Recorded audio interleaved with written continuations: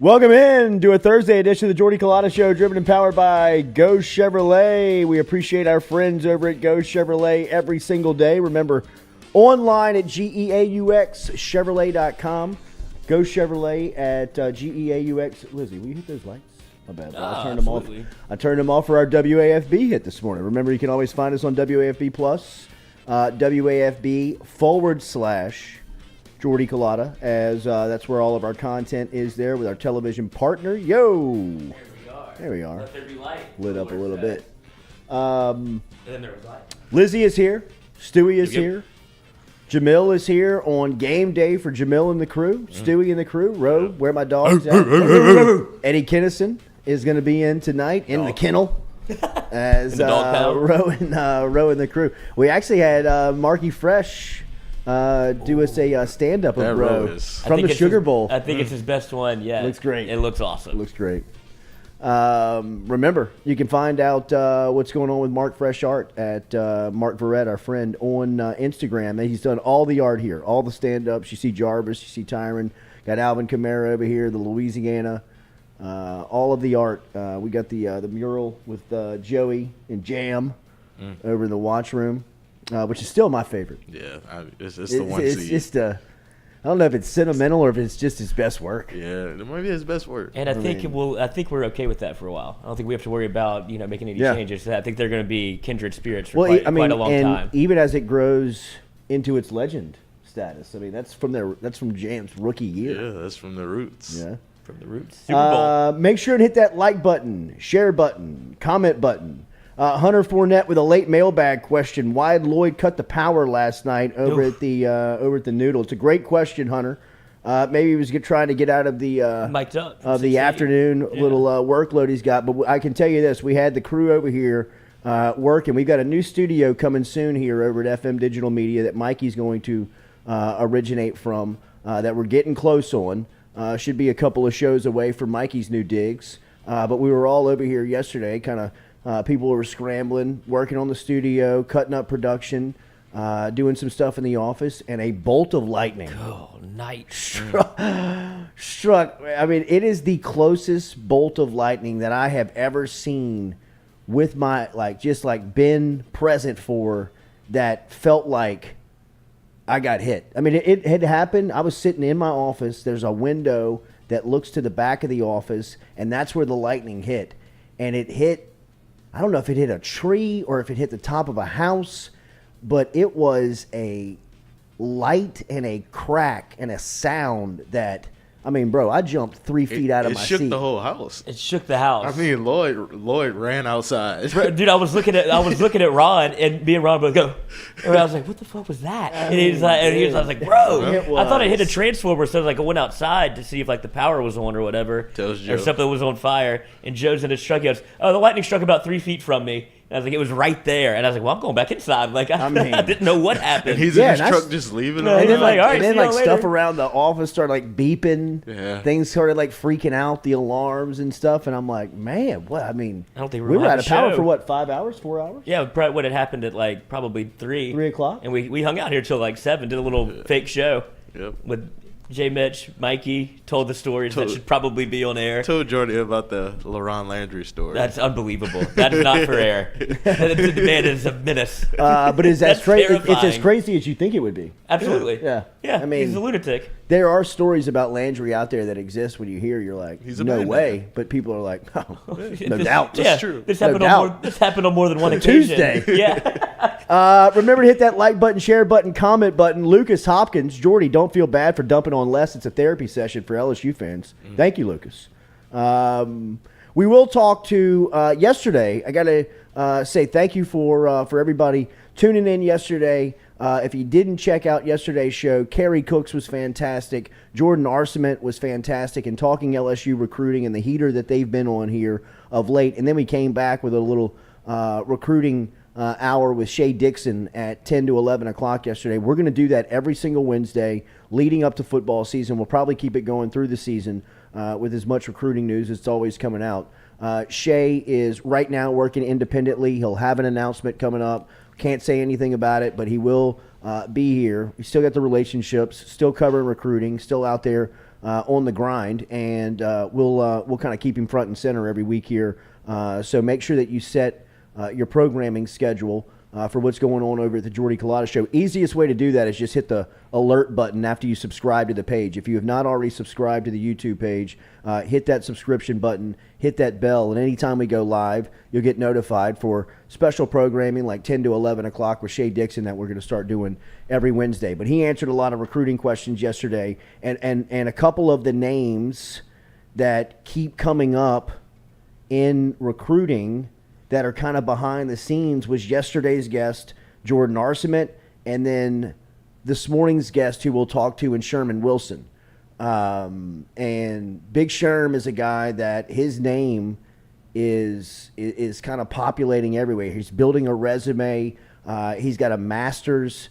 He's very highly educated in this field specifically to kind of really be in the evaluation. He worked in the Los Angeles Rams organization under Sean McVay in the draft department. Really got a frontline view at what the highest level evaluators are looking for in bringing in players. So really looking forward to our conversation with Sherman coming up here at 8 a.m. this morning. Make sure if you didn't catch yesterday's show, if you're looking for it, go back and check it out if you're right here on the YouTube channel. All of that stuff is brought back to you by RMB Builders, rmbbuilders.com, rmb-builders.com. That is Rhett Bourgeois and his crew over there. They bring back all of our sound all the time.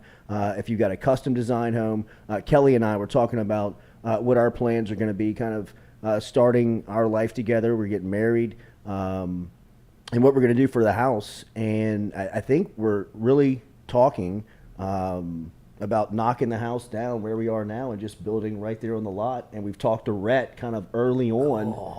Where are you going to live? That's a good question. It's a good question. It's still very early stages. You're not very far into the talk. Yeah, still very early stages. But, I mean, in starting the conversations of what we're going to do and the possibility of building a house, it's only going to be with Rhett. Rhett's going to be the guy that does it over at R&B Builders. And we've already started to just have some initial talks of, like, what that would look like the demolition of the house. How long would we be out? What's that? I said, why? Huh? Why? Why? Yeah. I mean, it's set up for your house is already good for one more person doesn't change the setup. No, I know.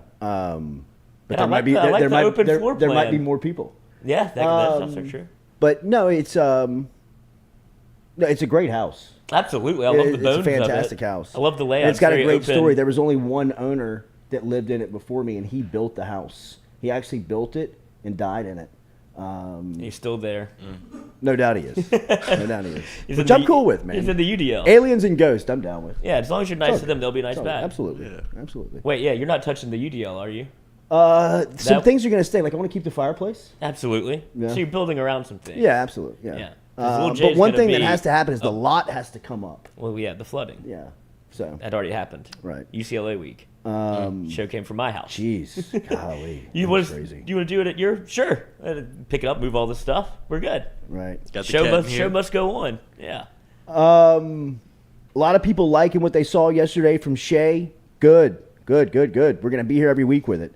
So make sure and set your alarm. With yesterday, as much content as we had coming through here with the interviews, and we love these long-form interviews where we can sit down with guys like Arcement for 30 minutes. Coach Kerry Cooks came in here yesterday, the safeties coach. He sat down for about 25 minutes, answered a lot of questions, what it was like being in the SEC at LSU, being a part of DBU, coaching that group. Spoke really good. I thought the answer on Sage Ryan was fantastic. Yeah. I think that we should expect Sage Ryan to have maybe not like a breakout type season, but really kind of find his footing and be a consistent, solid player at this level. And then maybe next year, he's kind of set to be that superstar that he once was. But I really feel like Sage Ryan is kind of on the doorstep of having a big year.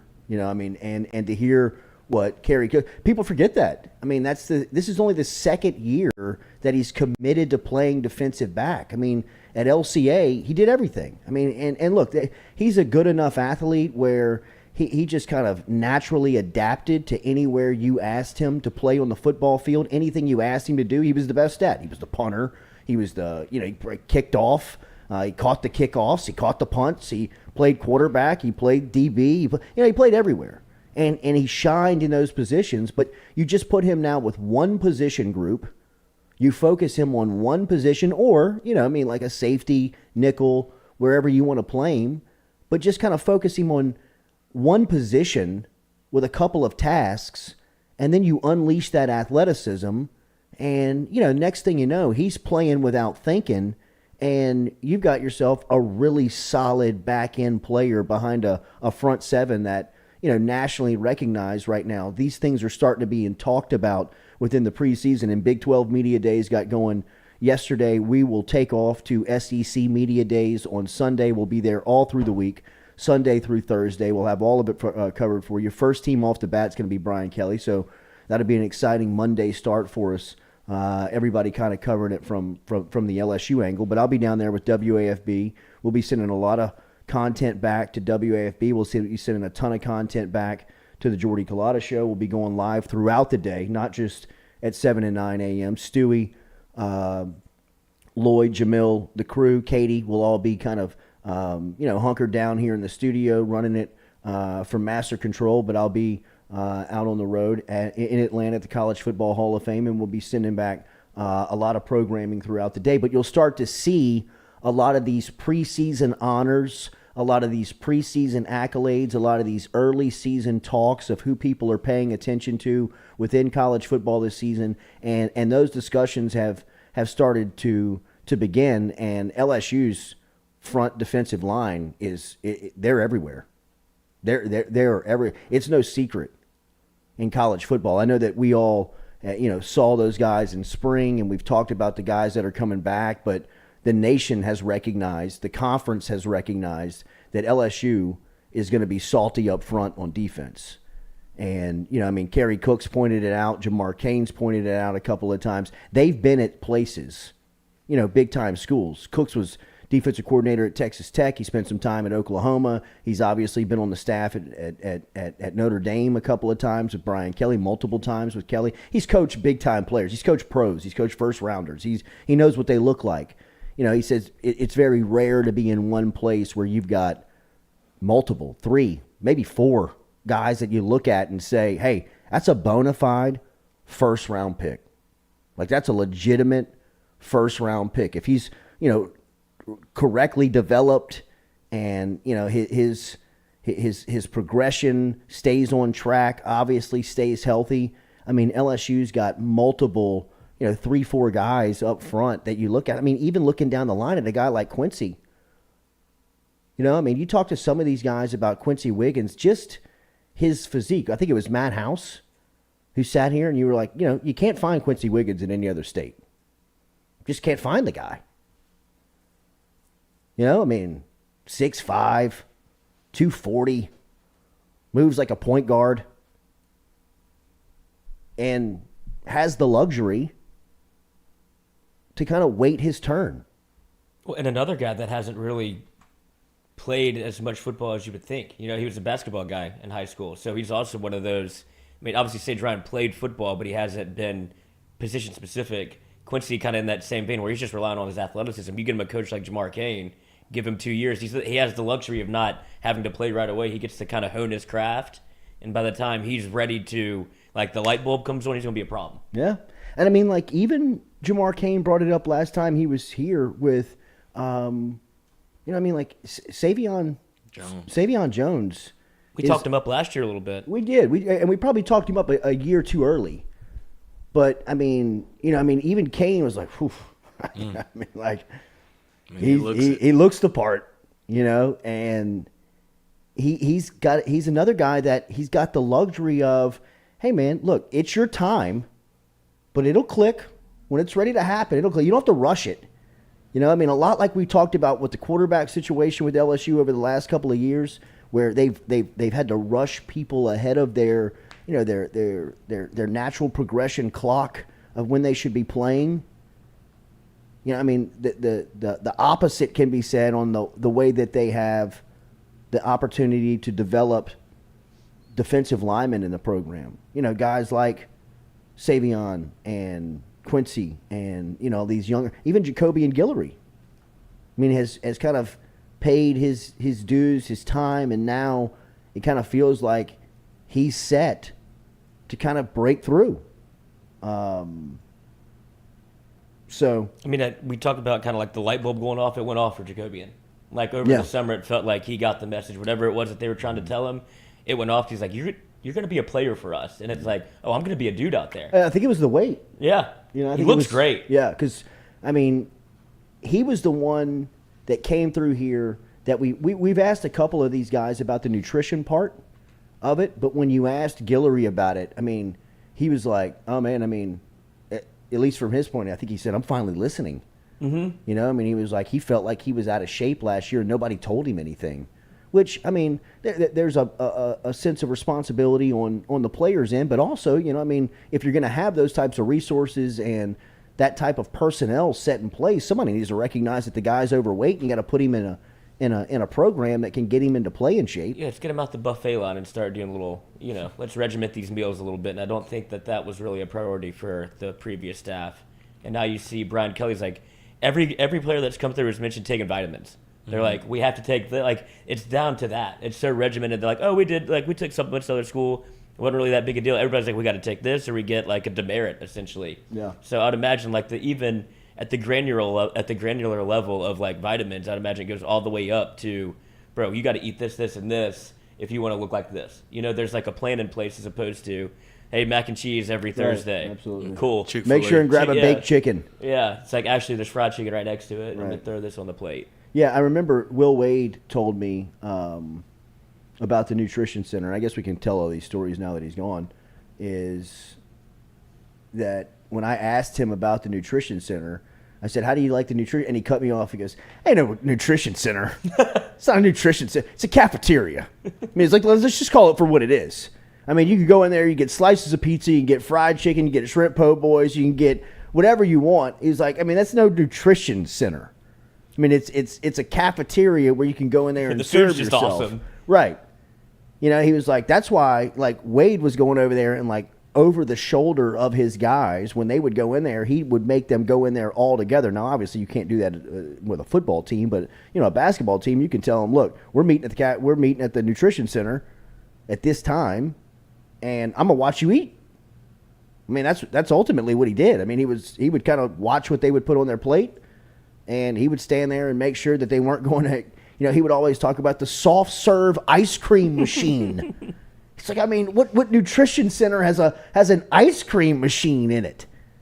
It's like walking around Costco. It's like, I mean, and I had to go in there and monitor his guys because, not me, I mean, Wade was saying from his point of view that he would have to go in there and monitor his guys because, there was nobody over his shoulder looking at it and saying, hey, man, you can't eat that. And especially for the football team at the time, he said that was what was the scariest part.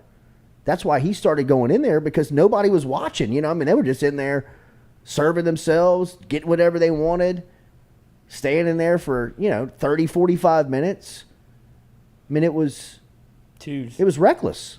I mean, it was reckless. Well, you kind of could see it, right? Don't you feel like you could see it on it looked like everybody's a little thick last year. And like we watched the game, everybody's pulling on their jersey, covering up a little something. And it's just like, man, what is going on over there? Like all you hear about is how good the nutrition center is. It's what everybody's talking about. And I'm sure it is good. I'm sure the staff is great. But if you don't enforce it or have like a rule in place, it's going to be a free for all. And if you give an 18-year-old the choice between option A with ice cream or option B with corn, it's like fresh made, hot plate. You know what I mean? And then you don't know any better. Yeah, exactly. I mean, so and one person who we have reached out to, we've talked to, and he's going to come through here in 2 weeks. We'll be out all next week. I'll be out all next week. And the show will be really centered around SEC Media Days. So we'll kind of pick back up with our guest, in the following, I think, the week of the 25th. But Dr. Franks, who is the nutritionist, who is the top, nutritionist at LSU, which I've been told, like, his office is right next door to Brian Kelly's office. Just to give you an idea of the priority that Kelly has set on this part of the program. I mean, everyone you talk to says, like, you can't get to Kelly you can't get to Kelly without going through Franks. Not like he's the gatekeeper, but I mean, as far as like just the progression of the offices, like he's the guy that's closest to Kelly that, Kelly's keeping in contact with, talking with, and, really understanding that part of the program and giving Franks the resources to whatever he needs to make sure that his team is highly performing once the fall comes, because they're feeding their bodies the right stuff in the off season. So, it's just good to hear. That's another good, you talk about how organized and everything that they talk about Brian Kelly. This is another notch on his belt of like, I have a plan of what works. I'm not coming in here, and maybe for LSU fans, it's hard to kind of believe, because we've talked about the previous regime, the past two, quite a bit. There's not as much good in there as you would hope, or like it feels like success was almost like surprising. Like, it's like, God, when they look right, they're unbelievable, but it was so hard to get right. And now when you have a guy that's actually like, look, I've done this before. I'm a staple in what college football is, and my process works. Well, and it's such a great resource to have with, the access to the team. To be able to give these guys the correct and proper nutrition. Take it back to a guy like Quincy Wiggins. I don't know in depth Quincy's background, so I don't want to assume. Let's just take a percentage of the incoming freshman class. Let's say 65% of them probably have not eaten 3 square meals a day consistently their entire life, right? Like they've probably just eaten when food has been available, which it's probably available to them a lot, but it's not like they're sitting down for breakfast, lunch, dinner, where they're getting their square, correct intake of starches, proteins, carbs, all the stuff that you want to make sure that your body is fueling itself up with. So now you're putting Wiggins, a guy like Wiggins, into a nutrition program that's feeding him, and then you're handing him off to a guy like Jake Flint, who is a scientist about the body. He's not he's not a personal trainer. He's more of a scientist that can train your body and get it ready for competition. So you're handing him off, to the player off from the nutrition center to the weight program that is now all state of the art. All of this stuff is, at the highest level, and the body development by the time these guys progress into, where they're young adults, their body is right. One thing that we have heard, or at least I've heard in my seat, where you get feedback from fans, you get feedback from like LSU fans, people that watch the games, come here and kind of give their opinion on the platform, or will ask a question. Over the last couple of years, people would ask and people would notice, LSU looked out of shape. Like they looked different than the days of like Tyson Jackson and Claude Roten and, guys like Ali Highsmith and, LaRon Landry and, Early Doucette and, these guys that would like, get off the bus and you were like, damn, like Kendrick Allen. Remember Kendrick Allen, the defensive end at Bogalusa? That dude, he got off the bus. LSU just looked different. Marcus Spears, Marquise Hill, you know what I mean? Daniil Hunter. Markevius Mingo. Mm-hmm. Mingo. All these guys. Michael Ford. But over the last couple of years, they were playing linemen and like you couldn't see their belt. You know what I mean? Like Sam Montgomery standing straight up. That dude, he was straight down. 30-inch waist. He could tuck his shirt in and there was no crease. You know what I mean? As a stand-up defensive end, you had linemen that would stand up. You couldn't even see their belt. You remember Drake Nevis? He was pretty remember big. Glenn Dorsey in a football uniform? That's 300 pounds in a football uniform. You gotta be able to wear that right. And over the last couple of years, LSU didn't wear that right. You know what I mean? They looked more sloppy than they did in shape. And I think you'll really see that start to change. I think you can even see that from them walking through here. Look at John Emery. Look at Seven Banks. Not that that's all LSU, but that's what they look like. You know what I mean? Even the defensive lineman, Mingo. What's that? Wingo. Wingo. Yeah. They just, I mean, it's all. I mean, what's the word? Alignment. Alignment. Yeah, man. I mean, it seems all. Noah Kane's been doing that aligned. for 18 years, though. He figured it out Yeah. pretty quick. Noah Kane. Remember Daily, we're brought to you by Cajun Ready Mix Concrete, CajunRMC.com. Cajun Ready Mix can help you out today with any of your projects that is residential, commercial, municipal. Get in touch with Cajun Ready Mix online at CajunRMC.com. They got 9 plant locations around the greater Baton Rouge area. That means they'll get concrete to you on time and to the exact specification online, CajunRMC.com, CajunRMC.com. Brad David asks if I had a chance to see the rest of the JaMarcus Russell interview over at the Pivot podcast, and I did. We were talking a little bit about it this morning, and I am you'll be hard-pressed to find a bigger JaMarcus Russell fan than me. Like, I love JaMarcus. It was a great time for me in my life watching LSU football when JaMarcus was the quarterback. I mean, I was like young 20s, just out of college, really kind of height of fandom. You know what I mean? Could do, like what wasn't tied down, didn't have any family responsibility. You just kind of pick up on a Friday and go watch a road game. Go into a city, follow LSU around. LSU was very good at the time. You woke up and you felt good every day. Absolutely. Didn't matter what you did. No doubt about it. Oh. Just good time in life. Yeah. You know what I mean? And we got J-Rod. Feeling good, man. You got JaMarcus Russell as the quarterback. So, I mean, I love that time of, just kind of watching LSU football. They were so talented, man, with Debo and JaMarcus and Craig Davis and, I mean, all these cats that they would, Ali Broussard, that were around during that time. I'll never forget, I had a class with Ali Broussard, a speech class. Miss Hargroves. What, did he freestyle the whole thing? He freestyled. Did he really? On the opening day that we got there, on the first day of class, you had to stand up and give your name, where you were from, what you went to high school, and just kind of like a little bit about yourself. Ali, like an elevator I thought you pitch, knew. Right? And like it's nothing but athletes. Like the whole, like they're all like sitting there, like they're all talking to one another. They're all just like nobody's listening. And Wanda Hargroder, who I still think is at LSU, taught a speech 2000 level class that was awesome. It was awesome, man. And she was great in dealing with the athletes. You know what I mean? Like when she got stern, they'd sit up straight, but she gave them a lot of leeway. You know what I mean? She knew how to she knew how to get the best out of them. You know what I mean? Like, she wouldn't correct them for the dumb stuff. You know what I mean? That would kind of make them roll their eyes and just fall back asleep. You know what I mean? She would kind of be able to motivate them enough to pay attention and kind of make them laugh enough to where they liked her. And she'd still be able to kind of crack the ruler a little bit, and they'd kind of, be like, oh, it was time to tighten up. You know what I mean? But on the first day of class, it was a speech class, and she was like breaking down the wall of like the fear of public speaking. You know what I mean? Like, she was like, today on opening day, we're going to see who's fearful about public speaking. And like, like big babies in the class, like Ali Broussard's in the class. I mean, JaMarcus might have been in the class. And I mean, it's like high-end athletes. It's the dogs. You know what I mean?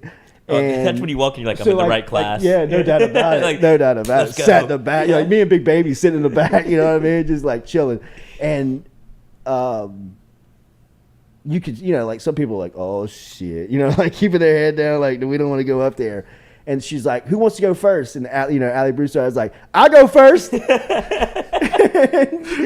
And she's like, well, come on up here, Mr. Broussard. He's like, you call me Alley Cat. And, everybody's like laughing, like, give it to it, Allie. Yeah. Give it to him. Give it to him. Make a beat on the desk. Yeah, right. Somebody starts like cracking a beat. And I mean, dude, he goes into a 45-second freestyle that everybody's like clapping, bobbing a little bit, you know what I mean? And he hits him like at the end with a boom, you know what I mean? And like never shows back up to class like the rest of the semester. Because, I mean, Miss Hargroder was just like, Alley Cat, I like just had him eating out of the palm of his hand. It was great, man. But I wonder where he went. But JaMarcus during that time, man, I mean, he was so good. And one thing that did stand out about him on that podcast was that he loved his time at LSU. He really enjoyed, and I think felt supported, and I think he felt coached. You know what I mean? I think he felt like they challenged him. Probably for the first time in his life, he had somebody like Saban and Fisher getting his ass a little bit, question whether or not he could play and really kind of squeeze the best out of him. And again, I love JaMarcus, but I came away with it thinking that JaMarcus made too many excuses about his career. You know what I mean? And not to say that it still affects him in the way where he's like covering stuff up and making excuses. I mean, 10 years removed from it and looking back on it and saying, hey, man, I screwed some stuff up. And I think he does say that in the podcast, but it's also a lot of finger pointing and a lot of, not taking – I mean, there's a point in it. I think Ryan – the best part of it, the best question to me is when Ryan Clark says, okay, I've heard – and JaMarcus is right. Like, Tom Cable's a clown. You know what I mean? Like, that guy had no business coaching an NFL football team, much less dealing with the number overall pick. The guys that they shipped away from JaMarcus that could have helped him out, guys like Jeff Garcia, guys that would have been in the locker room that could have helped you become like, hey, man, don't do that.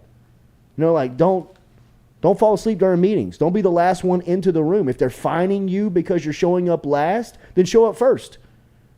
I mean, if they're fining you because you're overweight and they're hitting you $10,000 per pound that you're overweight. Wagyu.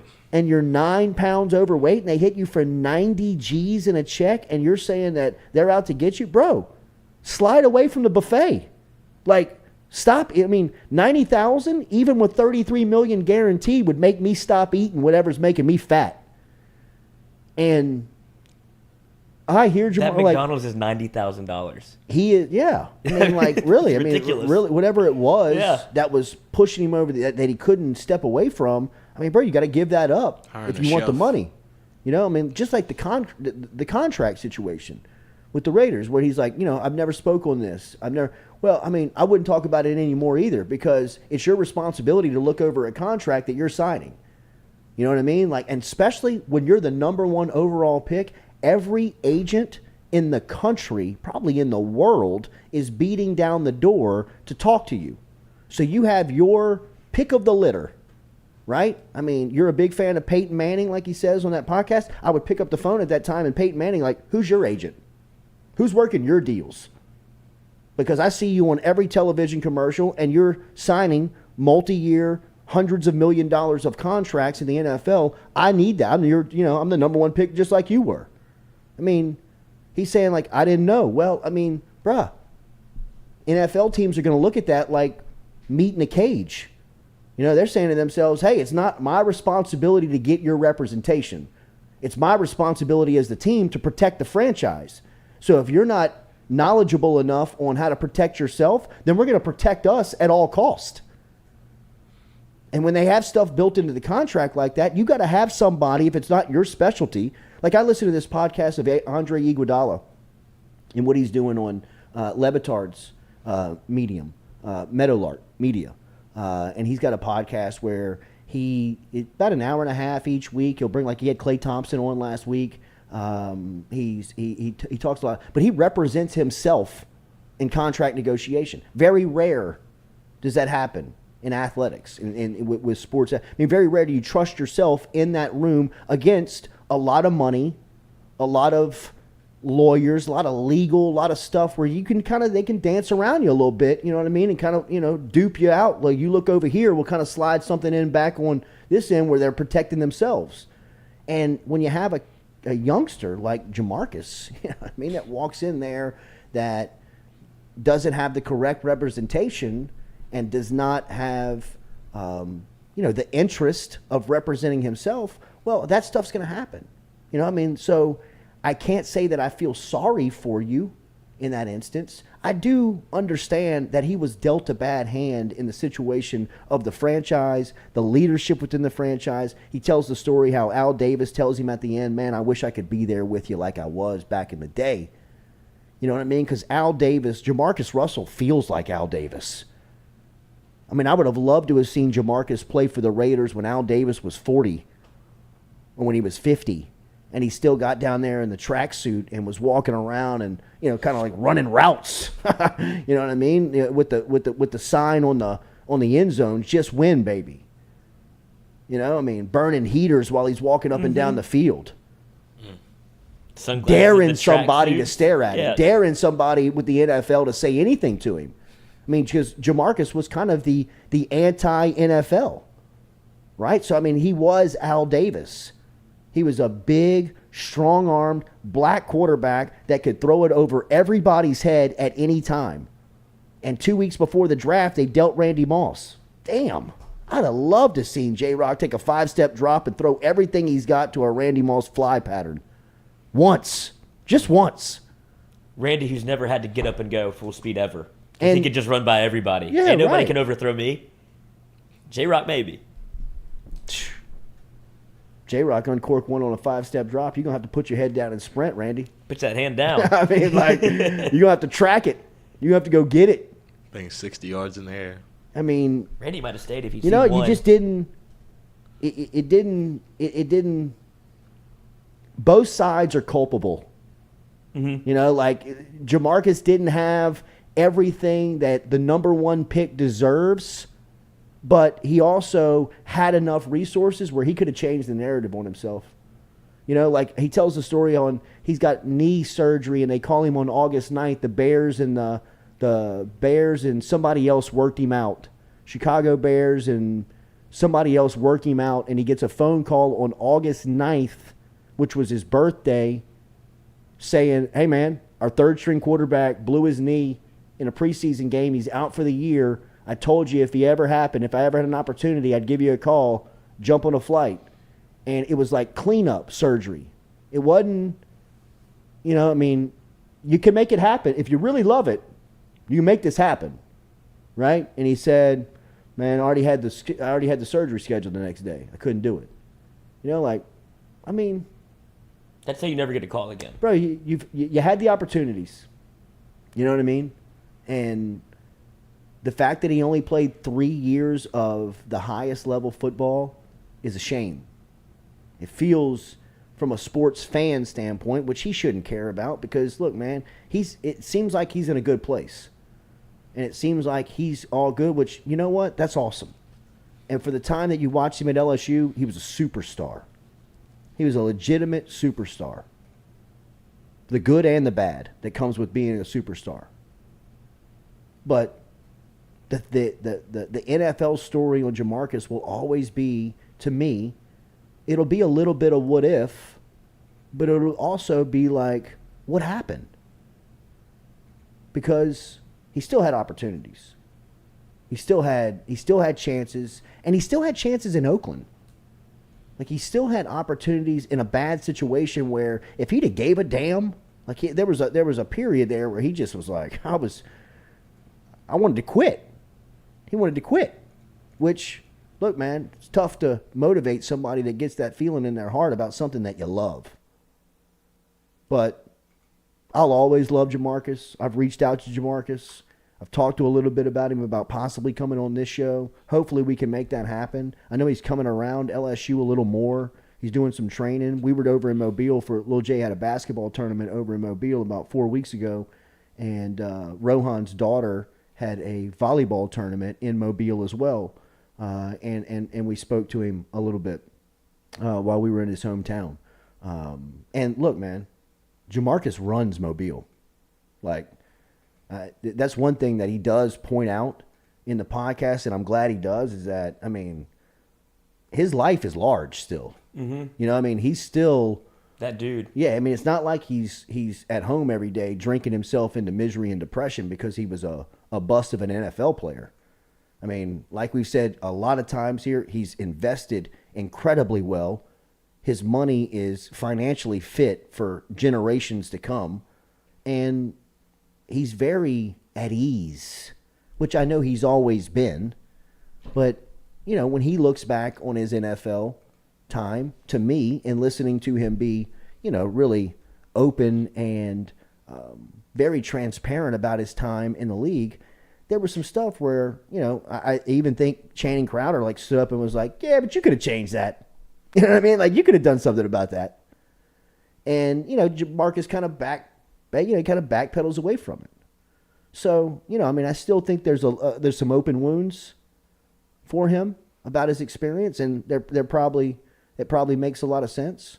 But I think the fact that he only played 3 years is, you know, both sides. I think both sides are culpable. I think the NFL probably gave up on him too early, but JaMarcus didn't give the NFL everything that he had. And when he gave everything that he had, you saw him. I mean, think junior season LSU. You know, I mean, I went back and watched some of his clips. When he got outside of the pocket, when he started to move, it was over. There was nothing that you could do because he was behind a really good offensive line at the time, and he had 2 first-round wide receivers, and early Doucette was probably underdrafted as a third-rounder. And he was the third wide out on that team. And when JaMarcus got outside the pocket, there was no way that there was 4 DBs in college football that could guard his 4 top weapons. Dwayne Bowe was going to get open. Craig Davis was going to get open. Early Doucette was going to get open. Who were the tight ends on that team? Was it Dixon? Richard Dixon? Was it a young Dixon?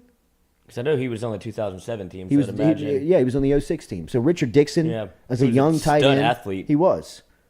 I mean, Keelan Williams, Jacob Hester.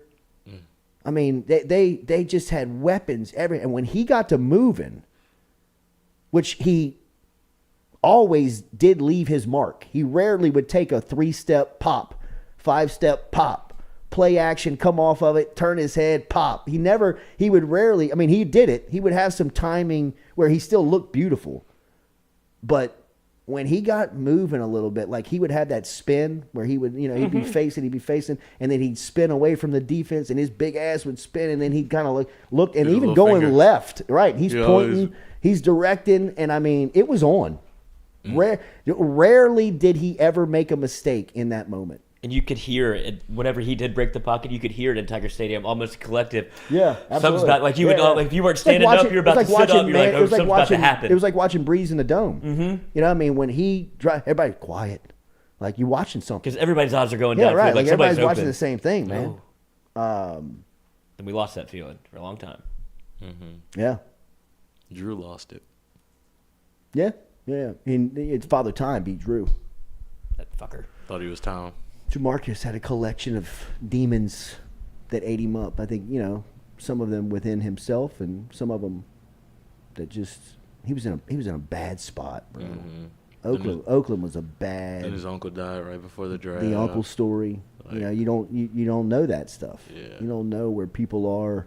And there was no talk, and even in a football locker room, mental health was so it was overlooked. So pushed down and so looked as soft, right? If you were to talk about that stuff openly, where I mean, like those types of guys. I mean, all of us are dealing with shit every day. You know what I mean? Everybody's dealing with stuff every day that they bring to work, that they go home with, that they go to bed with, that they wake up with, and I mean, when you don't have an outlet to talk about that, and when the pressures of what JaMarcus was talking about when he was going through that time, I mean, it probably would have served him really well to just sit down and unload on somebody, just say, man, I just need to take a deep breath. You know what I mean? I'm staring 30 million in the face.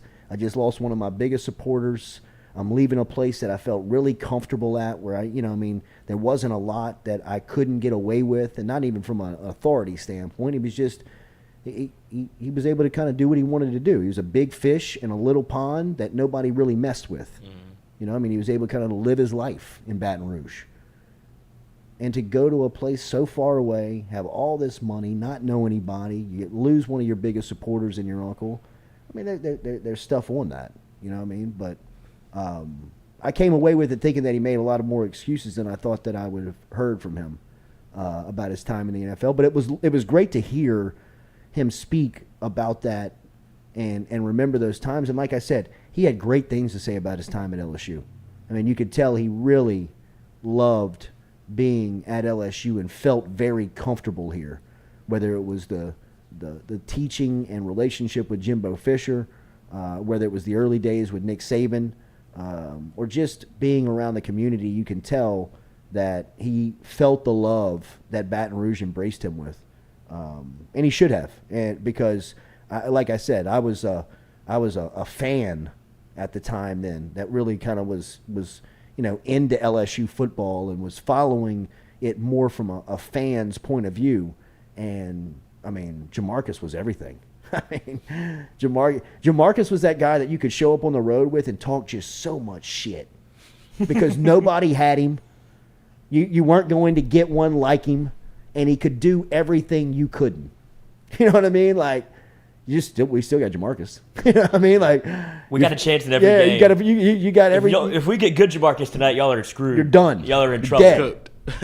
Right, and they know it too. They knew it too. He could change the game one throw. One throw. Play. Arizona State. Arizona State. Ole Miss. Ole Miss. That's the double spin throw. When he spins again, and he's like, where are you going? Unleashes it across the body 60 yards down the field, the early do set, and you're just like, what just happened?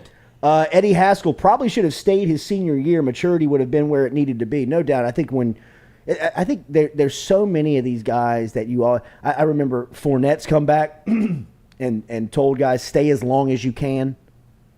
I know that Glenn Dorsey came back, told guys, stay as long as you can. I know that Jarvis Landry came back, told guys, stay as long as you can.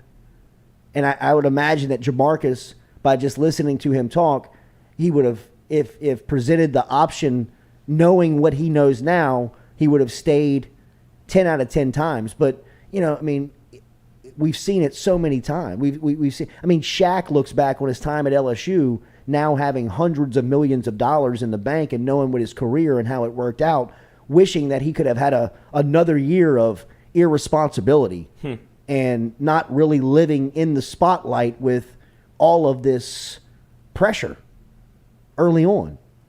What's one more year when you got a lifetime of it coming at you? I mean, Fournette's got millions in the bank. He's got Super Bowl ring. He's played with Tom Brady. He's had down times in his career. What's one more year in Baton Rouge of being God?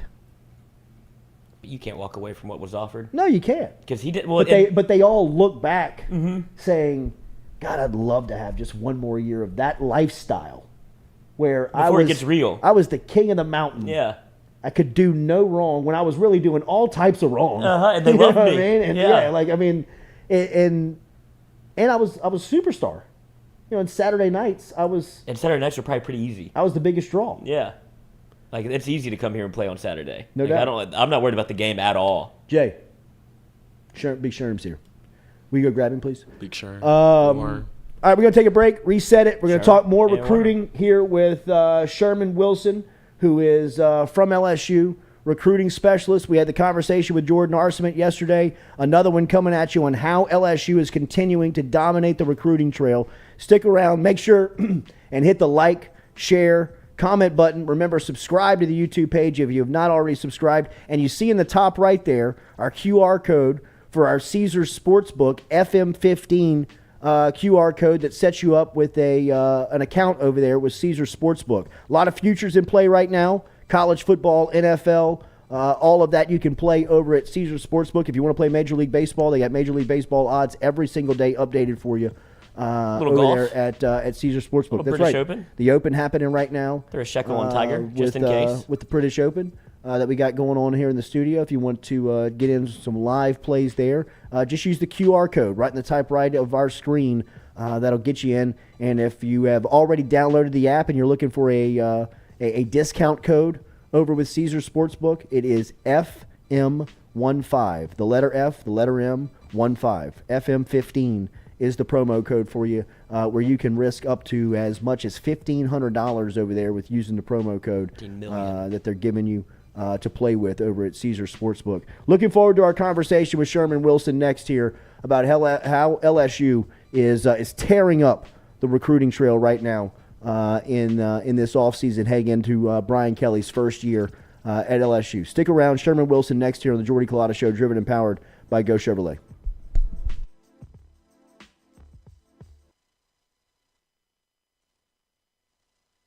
Do you suffer Suffering from chronic dehydration? Are you looking to improve your athletic performance? And you need to get over and see our friends over at GoFlow IV. They're located on Jefferson Highway. Easy to find them online at GEAUXFlowIV.com. Make sure and use the promo code Jordy Culotta Show. If you do, they'll take 15% off of your initial visit. Check them out online, GEAUXFlowIV.com. I was excited to come to a top level program. I've been at a lot of great places, been very fortunate in my career, but to really say that you have an opportunity every year, once we get it rolling, to win a national championship, there's not very many places that you can say that. So for him to offer me the opportunity to come with him to LSU was nothing but humility and gratitude. Some Sunday players in that room. But again, it's got to be the total package, the total process of buy-in, of understanding what we're trying to get done, of figuring out how we want it to get done, but also allowing those guys to be able to play with instincts. For example, I think Jay Ward is long and athletic. He's very versatile. He's played corner, played nickel, played safety. Very excited about Joe Fouché, one of the transfer guys that we came in because he has a dimension of physicality. Major Burns. Fortunate enough that he was able to come back home. Again, he's long, he's athletic, so he gives you flexibility between both field and boundary safeties. And then you've got some guys that you can throw in like Brooks, Sage, Derek Davis. Todd Harris is a guy that's been around for a while. So I think that we have enough in that room to be successful. But again, you still want to continue to grow and be able to push these points. Yeah, well, I think it starts here, and we have a good bit of people on this particular staff who are from Louisiana, who know and believe in our hearts that this place produces the best football players in the country, and I think the numbers speak for themselves. Per capita, produce the most NFL players, you know what I mean? So even from an analytical standpoint, it makes sense to take the kids from here because the chances of them playing in the league are higher than if they come from anywhere else. I think our brand is super powerful, so we will have to recruit at a national level, or there's really no reason that we shouldn't, you know what I mean? Because if we can get a top player from another state who can help us win a championship, then of course, right? But I think it starts right here in Louisiana and then right here in Baton Rouge. There's some really good players who are still available that are right here in Baton.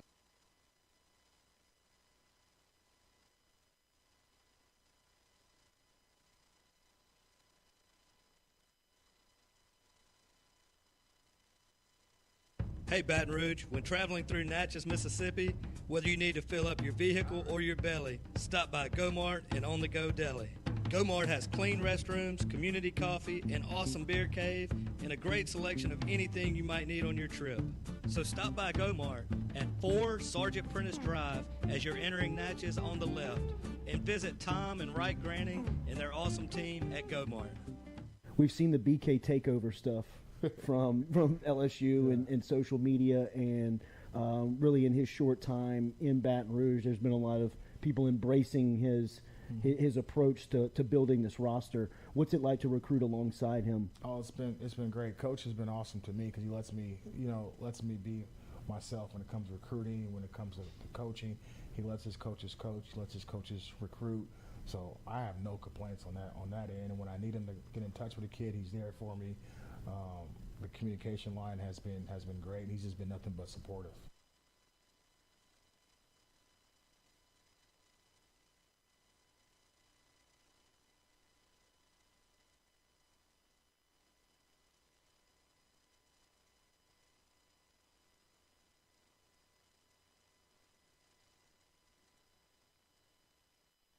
Yeah, so I think, getting through spring, most of it was obviously just installing the offense.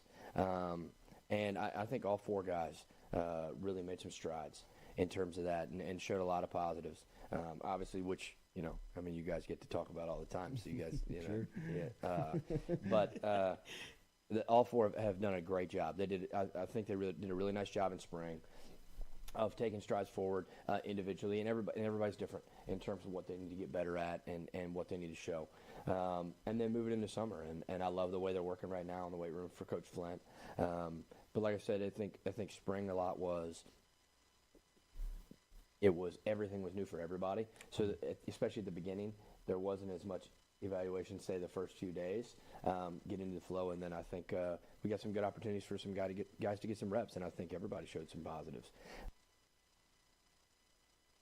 We're all from different places and backgrounds. We've each experienced our own versions of life, but in the end, we're all on the same team. I'm part of that team, along with these players in purple and gold. Kayshawn Buddha, Malik Neighbors, Miles Frazier, Kyron Lacy, Greg Brooks. Whether on the field or in the courtroom, your team matters. So join our team. Make a difference. Bet. Let's get it done. Best athlete to come out of New Iberia, Mark Roman? Kayshawn Buddha. Kayshawn? Wow. Right now, Kayshawn, and Mark was a little bit before me. I was a ball boy. When Mark was playing at New Iberia Senior High School, I played like right after Mark. But Kayshawn just has done some things, and just the things that you guys are seeing Kayshawn do, that he's not even scratching the surface of what we saw on a day-to-day basis at practice. And he's unreal. He's unreal. He's so natural. It's so so easy. It looks so easy to him. Yes, it's so easy, and there's never been another a competitor I've ever seen like Kayshawn. Kayshawn would not lose going to eat pregame meal. He has to be the first. He is the ultimate competitor. He would not lose. So trust me, he will be ready. Man, so kind of when I entered the transfer portal, I knew what type of facility, what type of program I wanted to go to. Being that before I committed to Ohio State, my first unofficial was to LSU. Oh wow! And but that was when Coach O and Court Raymond was here or whatever. But definitely the coaches, the scheme Kelly, trying to bring in, trying to implement, his way of going, like detailed person. That's where I wanted to be. I know I want to be. Did you have any experience with Coach Kelly? No, I had no experience. No. Really? Who was your main recruiter from LSU? Sherman Wilson. Yeah, he was. Stay consistent. Honest. Just gave it to me straight. Yeah. And this is where I wanted to be. How do you feel about that number at this university playing that position? Yeah, man, I definitely want it. I definitely. He wanted to come in and prove, to my teammates, not just the coaches, but to my teammates that I got to go play with, that, I deserve it. And once I do that, then, everything is, up from there. We're all from different places and backgrounds. We've each experienced.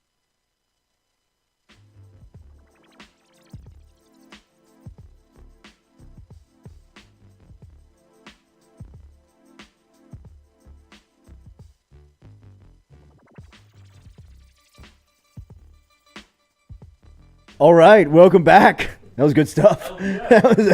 Welcome back here to the Jordy Culotta Show. It's as we said, it's been really cool to highlight what LSU has had going on within their athletic department. We had Scott Woodward here last week talking about everything that's happening within the athletic department, whether it be women's basketball, men's basketball, baseball. But LSU football, obviously under the new direction of Brian Kelly, has brought in new faces at all levels of the program. And yesterday we talked to a guy in Jordan Arcement who's really behind the scenes as a recruiting specialist. And today we'll talk to, kind of his partner in crime, the guy that's behind the scenes who you hear his name routinely come up with players on the roster, guys that came through the transfer portal, guys that have been recruited to LSU and landed on campus, to guys that are being recruited right now at a high level. You consistently hear the name Sherman Wilson, and he is now with us here on the Jordy Culotta Show. It's great to see you. Thank you for the time. Good morning, man. Good morning. I just want to thank God just for the opportunity. You all reached out to me. I watched Jordan yesterday, which was phenomenal because his story, like I told you a little bit earlier, me and him pretty much came up the same time. We were both high school coaches in Louisiana. Wow. With the thought process of getting to the college level, I think at that time, they had like the rule that you couldn't, I guess the individual associated with a prospect, because we were high school coaches, you couldn't get in. He got his way in also, I think, with J.R. Belton, who's now our director of recruiting at LSU. Another phenomenal guy, like JR, I call him Dr. Belton. I always joke about that. Former La Tech quarterback. Yeah. As you know, I worked at La Tech last year with Joe Sloan. So it kind of ties in. Kind of got in I was at Southern University. So I was in Baton Rouge for 2 years, 2018 and 2019, which was amazing. Like, I can't wait to the game that we play Southern. Man. I think it's going to be like 400,000 people in the area. It'll be incredible. Like, do not plan to get home before 3 a.m. It's not going to happen. Like, walk there or walk back. I mean, hey, and look, the party's probably going to still be going on. Oh, in the no doubt. until 3 a.m. Sunday and everything. Yeah, it's just go gonna ahead, be get you a tent. Absolutely. Get you some barbecue and get you ready. Like, it's going to be the band, everything. It's great for the city of Baton Rouge. I agree. We had Scott Woodward in last week, the AD, and we were talking about that game and how excited the town is, but obviously the campus of LSU and Southern, everybody looking forward to that week. Before we get into everything, what's going on with LSU right now, and you guys are on fire on the recruiting trail, a little bit about your story. You're a South Louisiana guy. Yeah, from born New and Orleans. raised in New Orleans. Yeah. It actually started, football was not like a big thing in my family. My family is really rooted in their faith.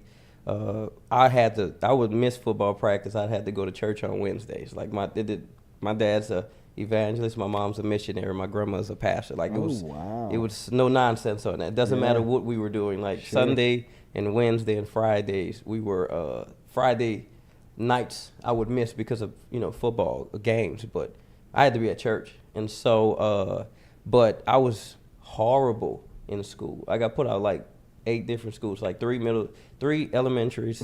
Kindred spirits over here, you two.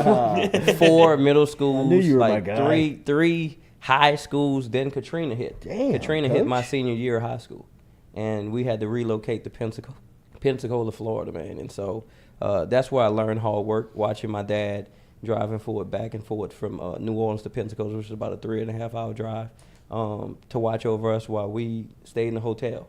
And I was even bad in high school then, man. I went to Woodham High School in Pensacola. It's not a high school anymore. But they allowed me to early release. Get this guy out of here. Yeah. Hey, look, right, you right, get right. one class and then go to work somewhere. And so, but Kid from New Orleans is wild. Everything we heard is true. Right. yeah, like, Get him out of here. Being born in the Seven Ward, right over the levee by Dillard University. Went to Gregory, went to John F. Kennedy. What park did you play at? I was at Digby. Wow. I wasn't good though. I'm not gonna be Yeah. one of those guys that's gonna get up here and say, "Oh, I was this." No. I didn't hurt my knee. No, I wasn't good. No, I sucked. But it allowed me to channel that anger and energy into something and stop being, cutting up in class. Sure. But I was a great student. But education was important. Faith is important.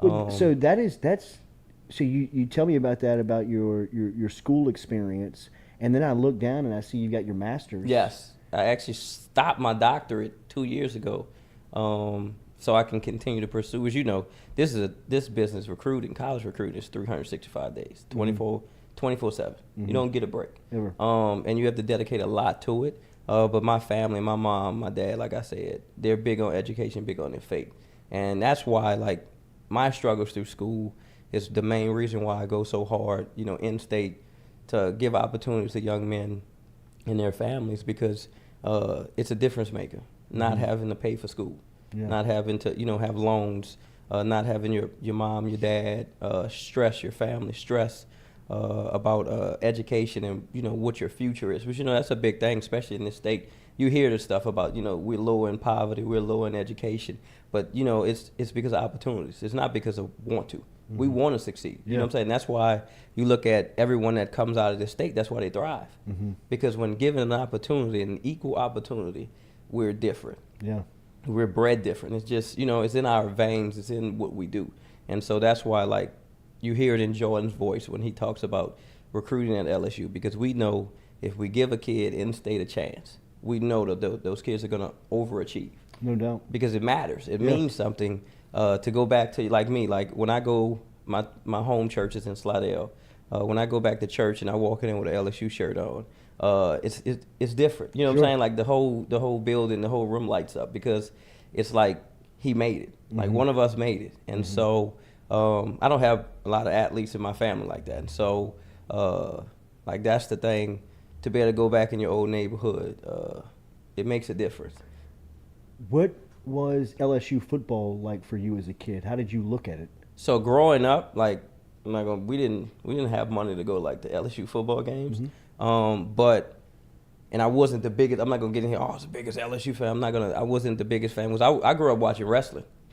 Wow. So my favorite wrestler is Undertaker. I grew up watching wrestling, and so as I got older, in this business, like I said, I fell in love with football because it changed my life. It gave me an opportunity to grow, to channel energy, and as you see now, I can talk. I love that. Yeah, I love talking. I love helping people. And so the recruiting thing, that's how me and Jordan met. We both had a little issue with high school, Louisiana high school. And so we kind of talked through that. We was at a camp, at Nichols Camp, the camp that they do every year. Absolutely. I think it's like the pro football camp or something like that. We met there. Was it the Manning Passing Academy? No, so Nichols it used to be. They used to do a camp. Like it's not Nichols, it's just done on their campus, like pro football. Yeah, camp I know they or have the something. big O-line, D-line. Yeah. And so we were there, and we met, and I believe at that point I was probably at Hammond High or Albany High, and then I went to A-Meet. And so being at A-Meet, again, the talent you're around there and stuff like that, me and him linked up, and we would travel together to camps. Every time I turned around, Jordan was at the same camp with me. And I was like, look, dude, you following me? And Who are he you, was saying, bro? yeah. And so, but he's a great, and he played at Nichols. I went to Southeastern. And so, like I said, we just had a lot, to talk about, watching him rise, because the energy and the effort he did. Mm-hmm. And it just, some people look at it as a negative, you know what I'm saying? But it's not. Like, that energy, that passion for this state is there. Mm-hmm. And that's why me and him work well together. I help with defense, he helps with offense. But we intertwine. It's not like we overstep each other. We understand. Where did you fall in love with the evaluation of the player? When did you get that bug? So around 20, after we went, I was at Southern for 2018, 2019. Recruiting is, again, that's relationships. That's I think I was blessed with that gift to relate. Like, I could walk in, and some of the staff will say that. It's not a great thing sometimes. Yeah, sure. I could walk in a room and change the thought process of the room, good or bad. But I've always used that, to help people, and so recruiting was always there. And so, but I always wanted to see how these guys in the NFL, get to where they are. And I was blessed with the opportunity. Chennis Barrett is the O-line coach at Southern University. He sent me a text message with an application for the Nunn-Wooten fellowship with the NFL, and so I've been with the Rams since 2018. Wow. In a scouting internship role remotely, and actually had the chance to win a Super Bowl this year. Me, JR, and Jordan went up to LA this year to watch the Super Bowl. And so learn evaluations through that. And so doing that has made me fall in love with it. Why certain players are the way they are. And most of them is a God gift. Mm-hmm. And some of it is hard work too. But, there's every now and then you'll get a Michael Jordan. You'll get a LeBron James that's born with that. I'll never be able to be 6'9". You know what I'm saying? Sure. But at the same time, you look at some guys that work extremely hard. Muggsy Bogues, that was, smaller guy that, competed his butt off to get where he is, to get, being in that Hall of Fame conversation. I admire those. Mm-hmm. And that's what, I look at it the little guys, the ones that's not really blessed with talent like that, but they have an insane work ethic. Yeah. That, no matter, I think Will Smith said this, you might be better looking than me, you might be taller than me, faster than me, you might run faster than me, but if me and you get on a treadmill at the same time, you're going to get off before me. That's work ethic. Mm-hmm. And that quote has always stuck with me. I'm not going to get off before you. Yeah. It's not going to happen. I'm going to die trying. Sure. And that's because you learn that in this business.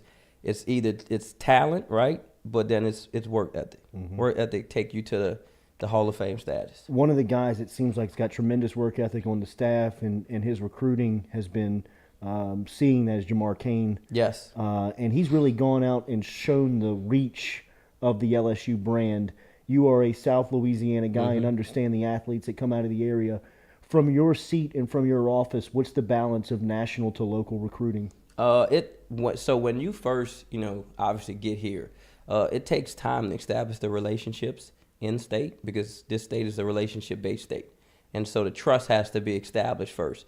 And so, when him being a Cali guy, he came in and he learned, he understood, he's still learning. and he wants to. It's not like he's coming here and saying, you know what, I'm not going to recruit this area. That's not the truth. Like, he's a hard-working guy. Obviously, he had other opportunities, but, you know, he stared this one in the face, and he's doing a phenomenal job because he's a great person. Like, the recruiting thing is, you know, LSU recruits itself. But when you put the right people in the right places, like, it changes things. That's when you can go on a national level, because when you walk in a building, like, it's LSU on your chest. Like, no matter what, it's LSU, and people respect that. But when you add a certain component of person into it, then it's like, okay, now we're listening. Now we understand it. Now we respect it. And it's always been that way. I mean, that's why I said, you think about it, you hear everybody talk about the last 20 years, what program has had head coaches come in and out every so often and win a national championship. It's an expectation. And it's because of the mixture of in-state talent and also, you know, the out-of-state players that you get too. You know what I'm saying? Yeah. And that's the one thing I can say about this state is when you come into the state and you give your all, like, this state respects you, you become a part of this state. So when we say we are Louisiana, that goes for everybody that's in the state too.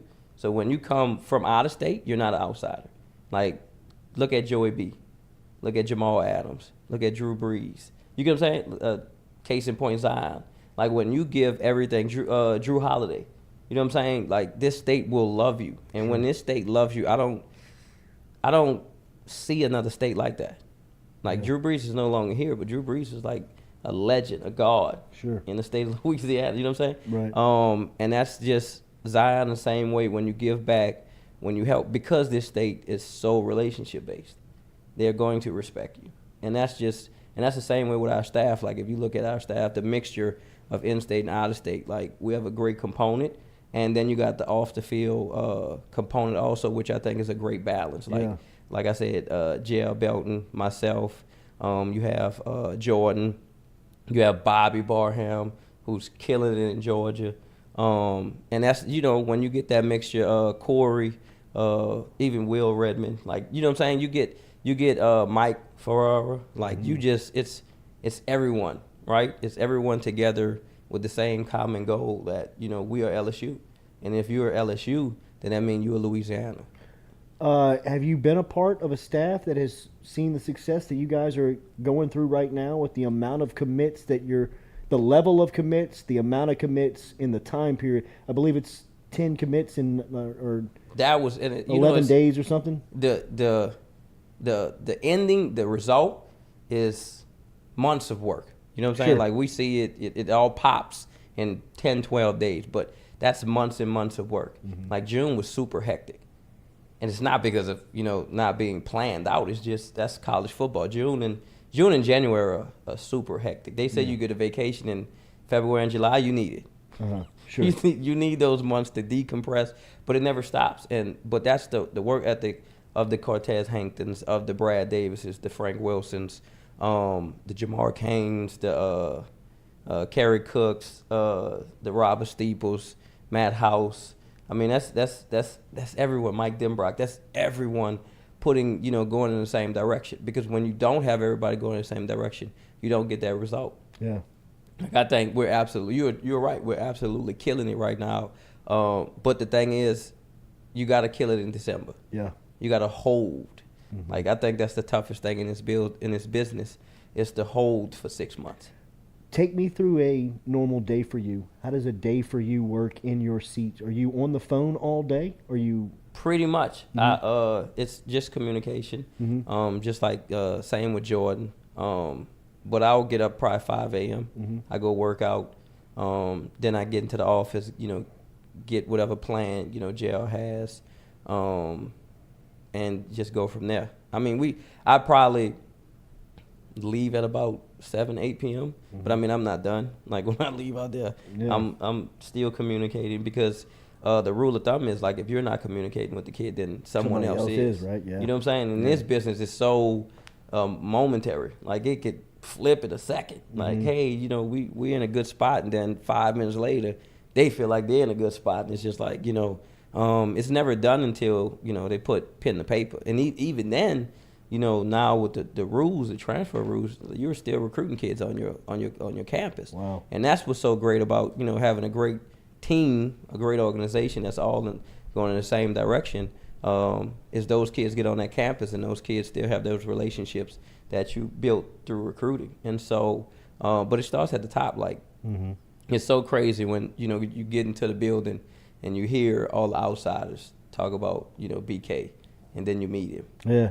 And then you talk with him and you converse with him. And, like, we're killing it because of him. Because he finishes it. He starts it and he finishes it. The kid has to talk with him. The family has to talk with him. And then, it's like, okay, like, this is different. It's calculated. It's effective. Like, how he moves is just phenomenal. We've seen here recently a big-time prospect in somebody's backyard really commit to the graduate champions saying moniker that you're putting out there. What is that? I mean, that's the overarching goal. That's our motto. That's what we stand for.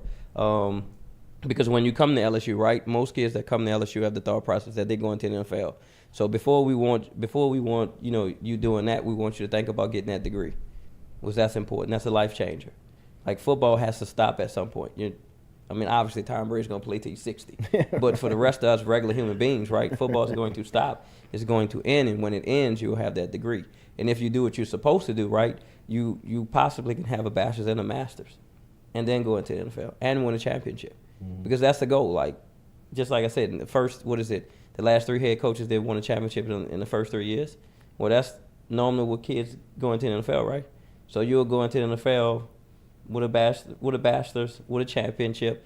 If you stay an extra year or two, you got a master's degree with a championship, and you're drafted high. Like, who else can sell that? Same question on the BK takeover. Oh, we want people to understand it. We want people to respect it. Like, we want people to respect him. We want people to respect what he's done.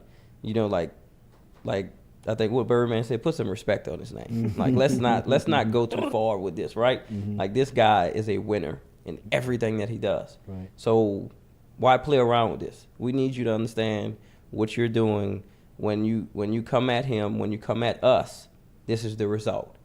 And now you got to live with it, because we ain't going nowhere. Like, you know what I'm saying? The thing is, we're starving, and we're gonna eat, and that's simple.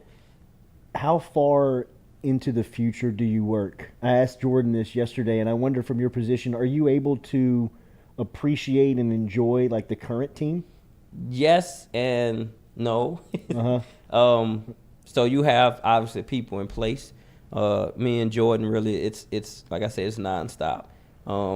Obviously per NCAA rules, but we're watching kids, 26s, 27s. Right. Because if you're on Twitter, like, you see a kid post a picture and it's like, wow, like, how old is that kid? You know what I'm saying? 6'6", 250. Let's follow him. 14 years old. And you don't want to be last. You never want to be last, especially in state. That's unacceptable.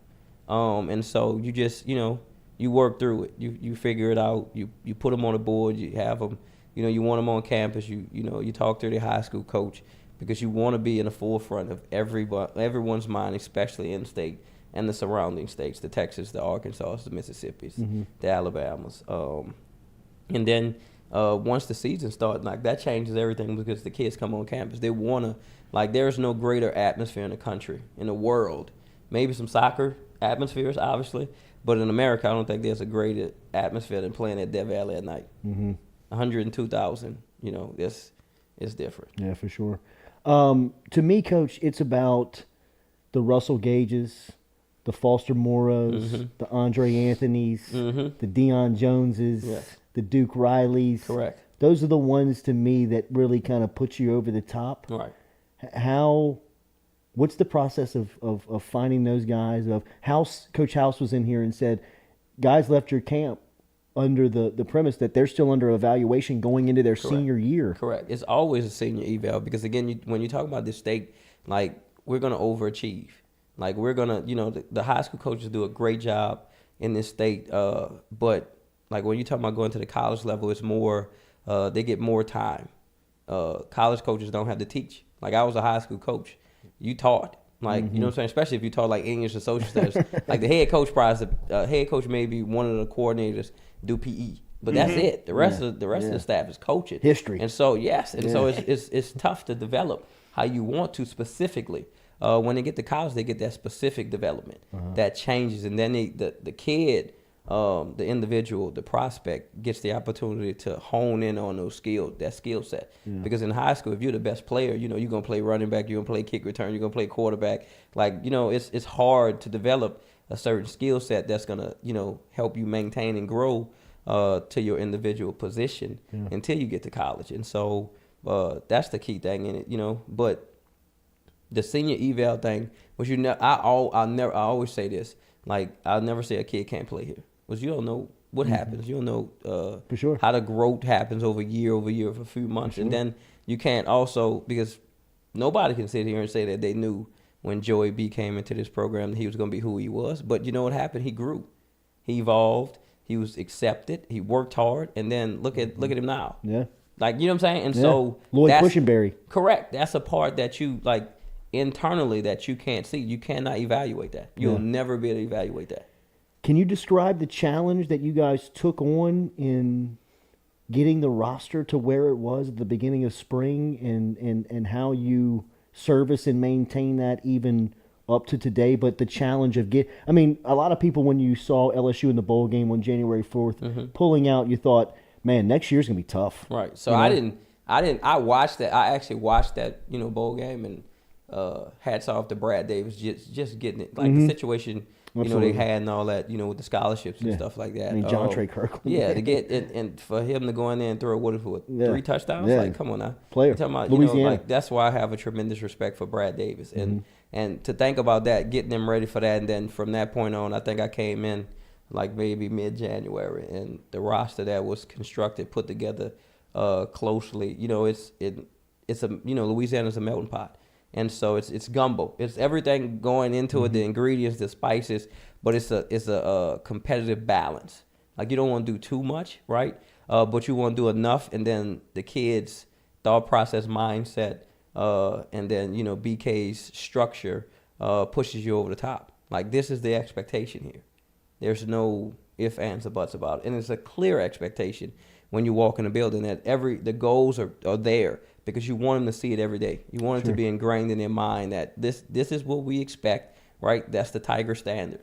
Like, you don't go below the Tiger standard. You go below the Tiger standard, you're not a Tiger. Yeah. Like, that then takes on a mind of its own. And then you hear the players talk about it in the huddles, at practice, in the meeting rooms. And so when you have clear goals and it's visible, then you take it to the next level. That's how you build.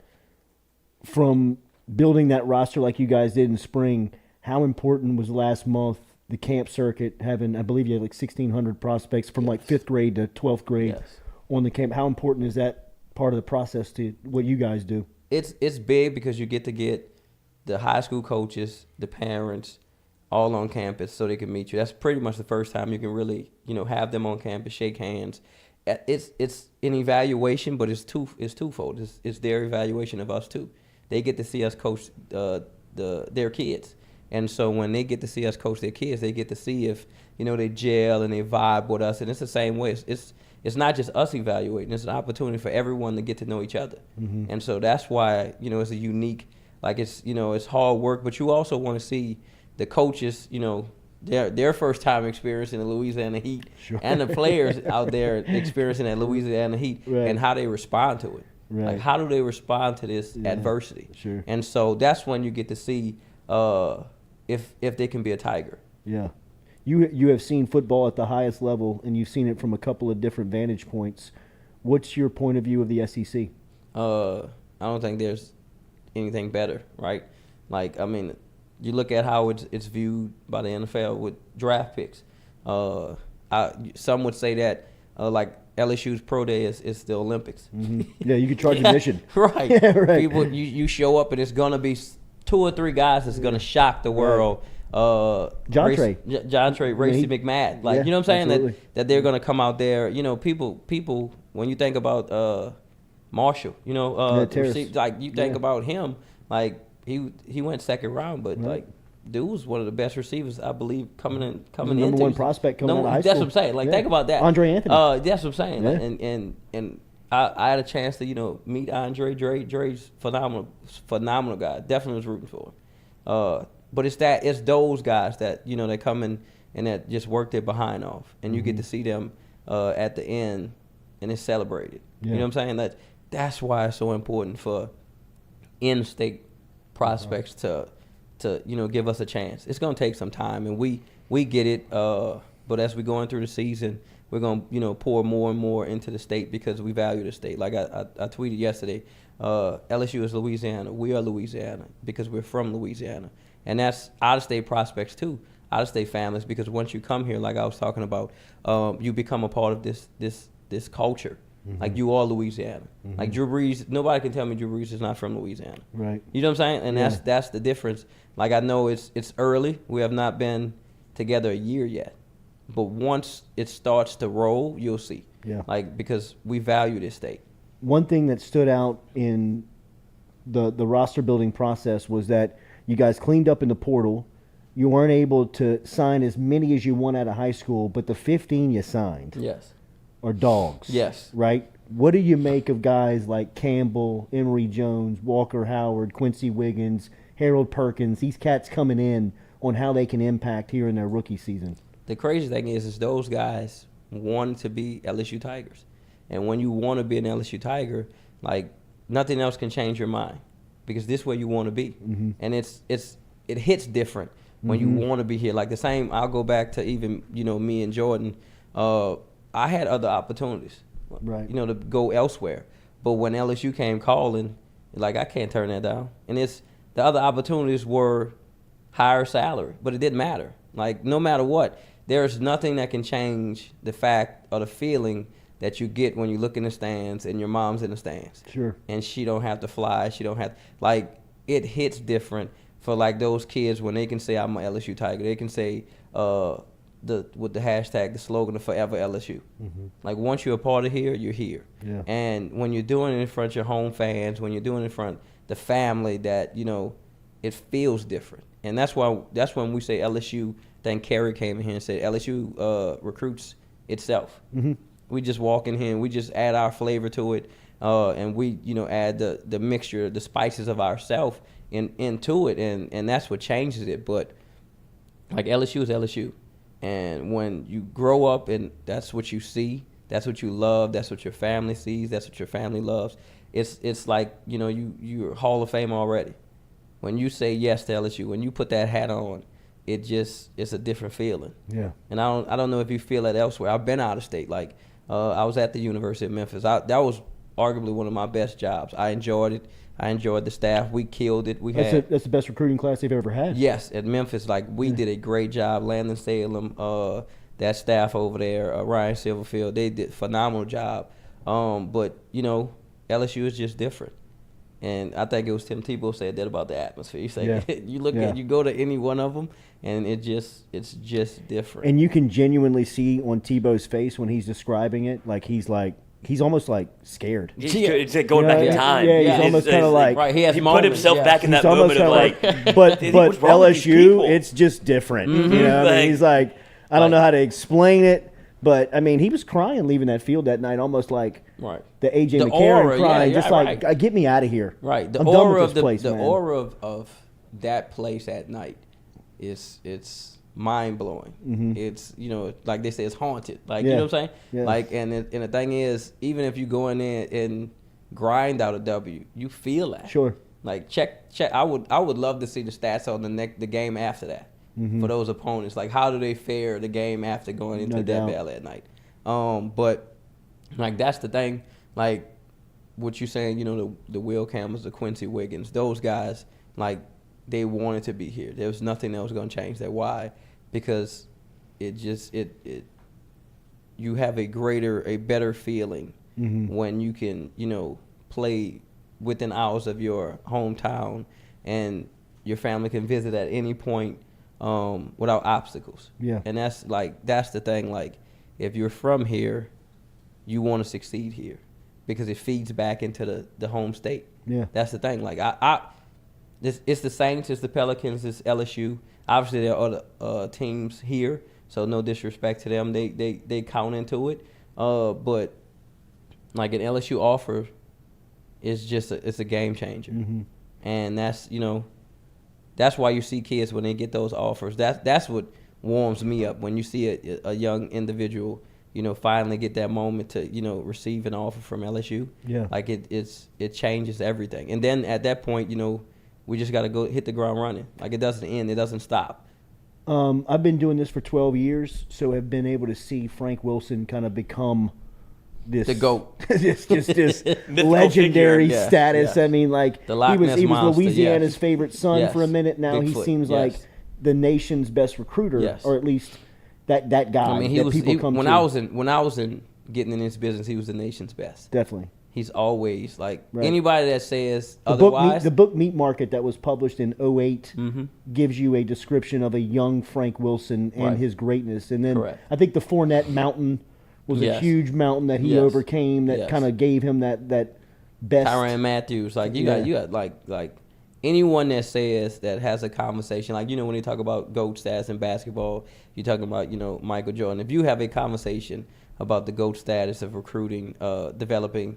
Also, let's put that in there. Developing talent. Right. It does get lost how good of a coach he is. Yeah. And you don't say Frank Wilson's name, like you're automatically excluded from talking about it. Like you shouldn't talk at all. So in your position, how do you resource Frank? How do you guys work off I one like another? it, just bouncing ideas off of him and then watching how he moves. Watching how I think the greatest thing he does in this business is close. Like he closes very well. Like when you think it's stuff that I would deal with that'll probably stress me out, he's cool as the other side of the pillow. Right. Because he knows at some point I'm gonna get that home visit. Yeah, it's over. It's over. It's Like, over. if I get it, like if he gets a chance, it's done. Yeah.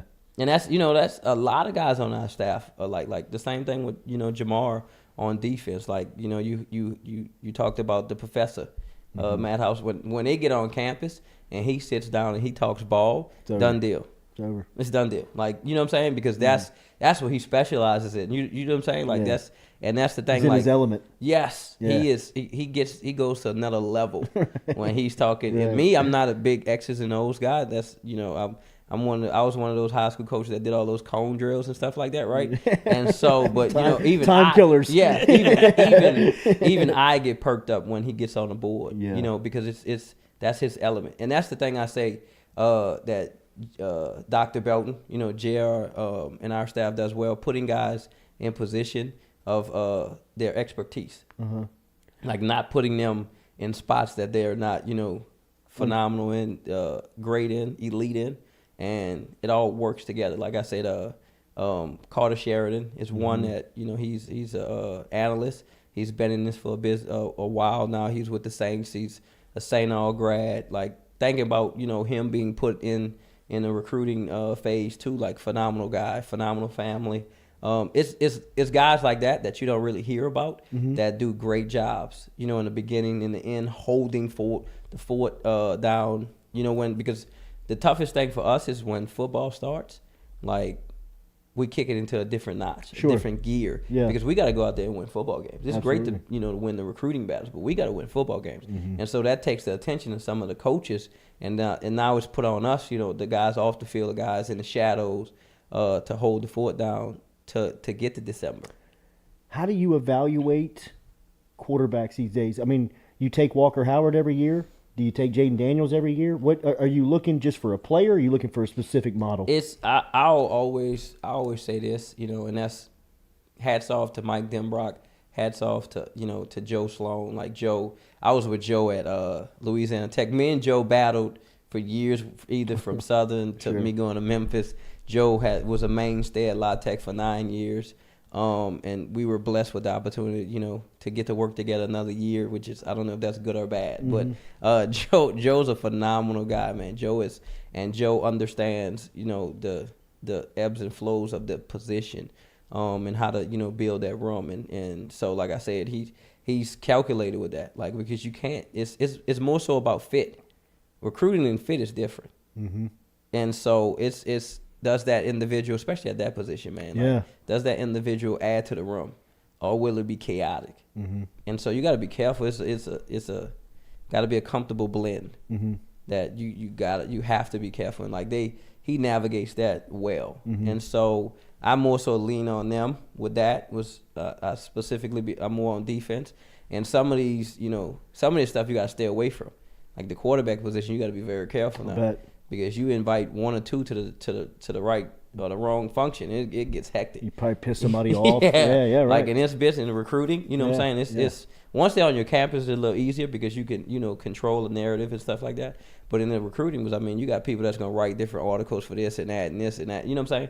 So you got to be careful with that. And that's, like I said, we do a really good job as a staff. You have to be adaptive in your position. To the moment, yes. Absolutely. Yes. How do you view NIL talks, transfer portal talks, stuff that's kind of changing in front of your face? Mainly with that, I think Jordan probably hit on it more. Jordan is more involved in NIL. I leave that to the upper management and staff. I try to stay away from that as much as possible because I'm not ingrained in it enough. Right? I just want to build those relationships with the individuals, get them on campus, and then let the upper management deal with that part. You've done your job. Yes, I just got to get them on campus, get them to love LSU, get them to love our staff, and then from that point on, I let everybody else who deal with that take care of that because, listen, that's a different monster. And but the thing is, with that, you just got to be careful, man, with how that moves because. What is the motives behind it? Yeah. Like the goal is to get to the NFL. The goal is to get the degree. And you can't lose sight of that. And so if you lose sight of it, like if you get all that in the front end, like what's the motivation after that? You know what I'm saying? And so, but like I said, I try my best to stay out of it. Sure. Because like that's not, I don't have the answers for that. And so if I don't have the answers, you ain't gonna get me tongue tied and twisted up, and you sit down with the head coach. Say, "Oh, Sherman said this." Oh, no, he didn't. No, I did not. It is not surprising to figure out that Big Sherm's parents are pastors. Yeah. Oh, yeah. My man can go, bro. Yeah, he can talk. Yeah, listen, you got the. I mean, from a recruiter standpoint, you can see how it's a blessing. You no know doubt what I'm saying? about it. And you never really realize you have to have that, right? You never really realize it until you put in moments like this, when you put on the big stage, right? When you're put in and you get the opportunity, and that's the thing. Like that's what's great with our staff is they allow you again to be an expert in what you do. Yeah. Like they're not gonna put me in a situation with NIL. I don't know that. I'm not. You know what I'm saying? And I'm good. But if hey, we need this mom's over here. We need you to talk to this mom about. Oh, let's go. Yeah. That's fine. The little kid, like we have. Some amazing people, Bren, who's in recruiting. You won't see her a lot. Destiny Wilson, Sarah. They handle a lot of the things that you won't see on a day-to-day operation. They're in the recruiting department. That's phenomenal. You know what I'm saying? Yeah. Mike Farrell, you'll never see him. Carl is in personnel. You'll never see them. Those individuals help with the day-to-day operations. Yeah. They do a phenomenal job, and so you want to shout them out because that's a part of what we do. You know what I'm saying? You look at Bo, who's in our training, one of the best trainers in the world. Mickey, who works with him. Bo's world renowned. Yes, I mean, and people need to know that. Yeah. Like you have a former NFL trainer that's on our staff, head trainer. Right. You look at trying to think of. I mean, Marucci's a legend. Yes, Jack. Like you know what I'm saying? Him and his Toyota Camry. Jack guy. He's got a science. Richest guy in the building for God's sakes. You think about Jake Flint, Dr. Frakes. You think of everybody that's in our nutrition department. Video department, who we just had a Hall of Famer. Like, you know what I'm saying? Yeah, Doug. Doug. Like, you know what I'm saying? Like, you got to think about that. Miss Yael, like, who's been, forever has been a part of this. Like, you got to think. Can't wait for her book. Right. That's why we're in a position we're in because of all those individuals. Absolutely. Not just like me, Jordan. We're able to operate on the highest of highest levels because they take care of all that. Like our chief of staff, Bet Rex. Phenomenal leader. Like Jazz. That's you think about that. Dr. Arnold, who's player development stuff like that. Ira. Wow. I mean, listen to how many people it takes to run a football program. That you never hear from. That you never even know exist. Correct. Like I get to come to work, and it's all taken care of. Like all I have to do is recruit, and that's I've never been a part of anything like that. Wow. That's the structure that Brian Kelly has put in place. That everyone has a specific job. You know your role, And as long as everyone do their role, we're going to be okay. You probably just answered it, but you've seen football at places like Memphis and Louisiana Tech, but you've also seen it a part of the Los Angeles Rams, who just won the Super Bowl. How do the resources compare? I mean, Hal sat right there and said he was a part of the Kansas City Chiefs and said he's got more. Endless resources. Mm-hmm. You know, like I mean, it's, you just pointed out the personnel. This is one of the, I would say, there are 32 teams in the NFL. Mm-hmm. This is one of the best, probably 10 jobs in the country in this sport. Of any level. Yeah. We don't have like resources, like, you know what I'm saying? The endless, limitless. Mm-hmm. How similar is Brian Kelly's kind of, you put it up like the structure, how similar was that to when you were working for the Rams or like an NFL team? Obviously it's a little different because of how, you know, I don't have like day-to-day relationships with the head coach, you know, the Los Angeles Rams, but it's structured pretty much the same way. Like, again, everyone has a specific role, and everyone has to stay in that specific role. Like, if your job is to sweep the floor and the floor isn't swept, it's like that person's job to do that, because if you get out of your job and go do their job, then your job is not done, and then it's a ripple effect. Wasting time. Right, and we can't do that. Every moment is calculated. Yeah. That's the difference. Like, it's an understanding when you walk in a building that you're expected to do this, and it has to be done. You can't leave until it's done, because the next day is not going to flow if your job was not done. Something's going to crash. Something's going to fall apart, because it's piece by piece, you know, built brick by brick, and every brick matters. I feel like I could talk to you all day, and I know you got stuff to do when I get you out of here and get you back to the office. But what part of the process are you in right now? You guys are gobbling up commits, and you're still working the phones and recruiting. But what part of the process of recruiting are you in? How do you maybe schedule your season? How does your season? So we're about to go into in season, and so the communication obviously will shift a little bit. Getting kids on campus, which you absolutely have to use the atmosphere of Death Valley. Sure. And so then it's more invites. Obviously, you got the official offer letters coming out. You got the ability to talk to the 2024s coming up soon. And so then you open a new book. You know what I'm saying? Right. Like, Start right back over. Now you're 2 years into it. But again, that structure is put in place. Like, again, I always say his name, Dr. Belton. Like, it's already put in place, and we just, like, that's the thing. I don't have to worry about that. Like, when I come into the building, I know it's all here. This is what we're doing. This is how we do it. Let's get it done. Man. And it allows you to be elite. Efficient. Yes, Golly. because you know what is expected, and it's a clear goal. And that's like I said, that's the difference.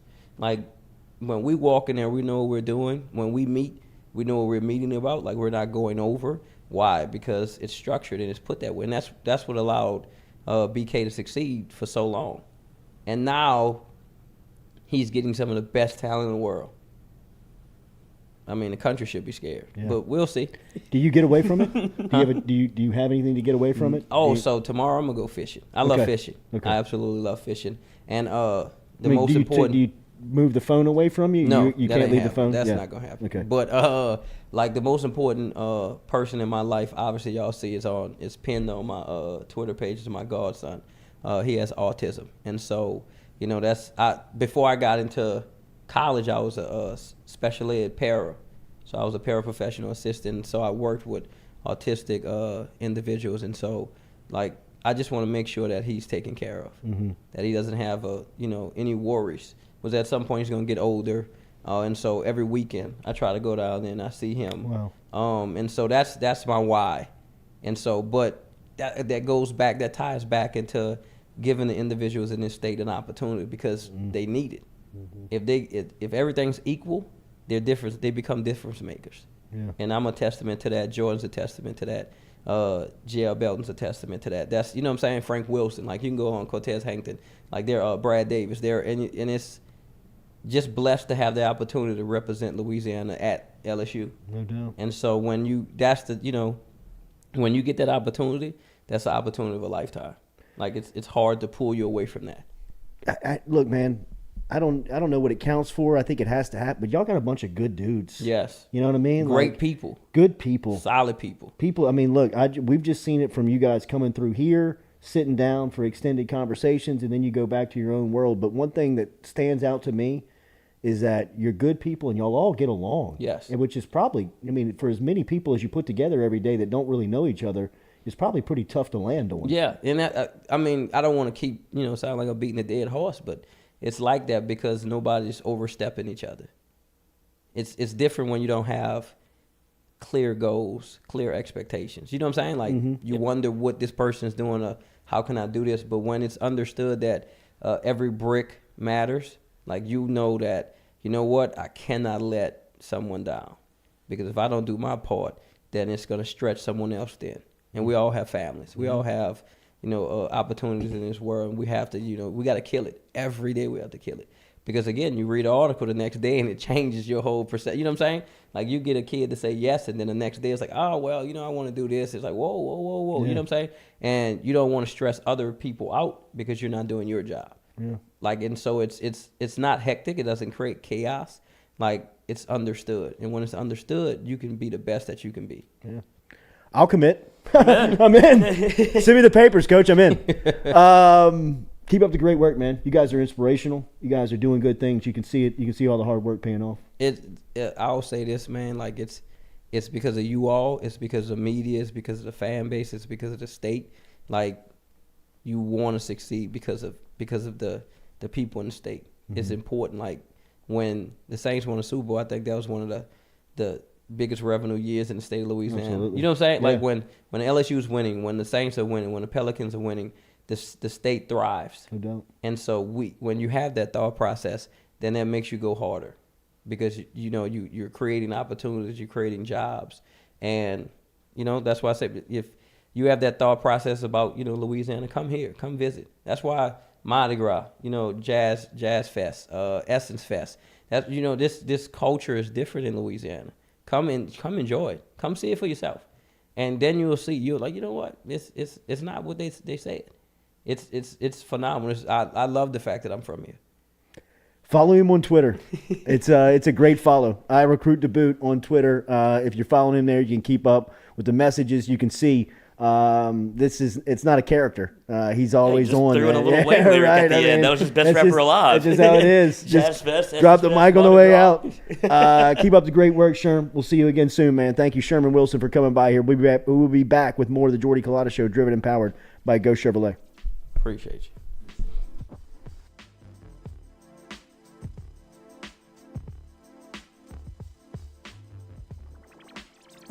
Hey Baton Rouge, when traveling through Natchez, Mississippi, whether you need to fill up your vehicle or your belly, stop by Go-Mart and On The Go Deli.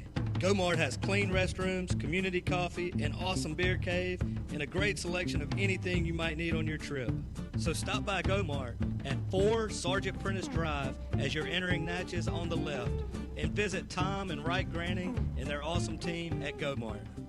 We've seen the BK takeover stuff from LSU and social media, and really in his short time in Baton Rouge, there's been a lot of people embracing his approach to building this roster. What's it like to recruit alongside him? Oh, it's been great. Coach has been awesome to me because he lets me be myself when it comes to recruiting, when it comes to coaching. He lets his coaches coach. He lets his coaches recruit. So I have no complaints on that end. And when I need him to get in touch with a kid, he's there for me. The communication line has been great. He's just been nothing but supportive. Do you suffer from chronic dehydration? Are you looking to improve your athletic performance and you need to get over and see our friends over at GoFlow IV? They're located on Jefferson Highway. Easy to find them online at GEAUXFlowIV.com. Make sure and use the promo code Jordy Culotta Show. If you do, they'll take 15% off of your initial visit. Check them out online, GEAUXFlowIV.com.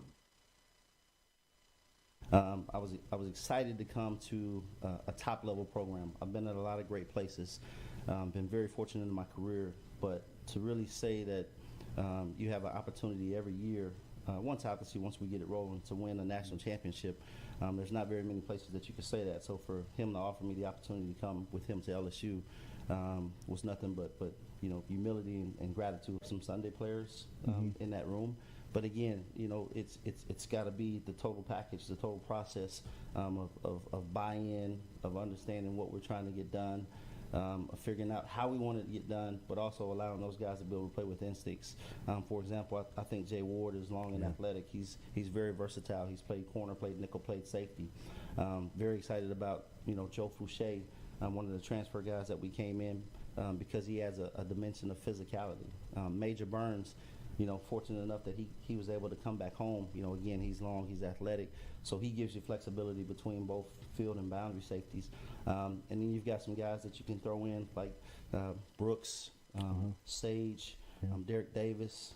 Todd Harris is a guy that's been around for a while. So I think that we have enough in that room to be successful. But again, you still want to continue to grow and be able to push these points.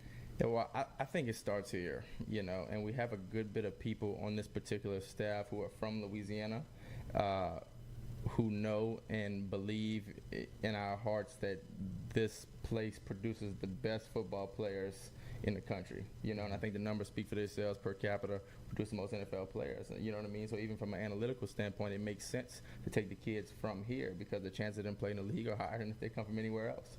I think our brand is super powerful, so we will have to recruit at a national level, or there's really no reason that we shouldn't, you know what I mean? Because if we can get a top player from another state who can help us win a championship, then of course, right? But I think it starts right here in Louisiana and then right here in Baton Rouge.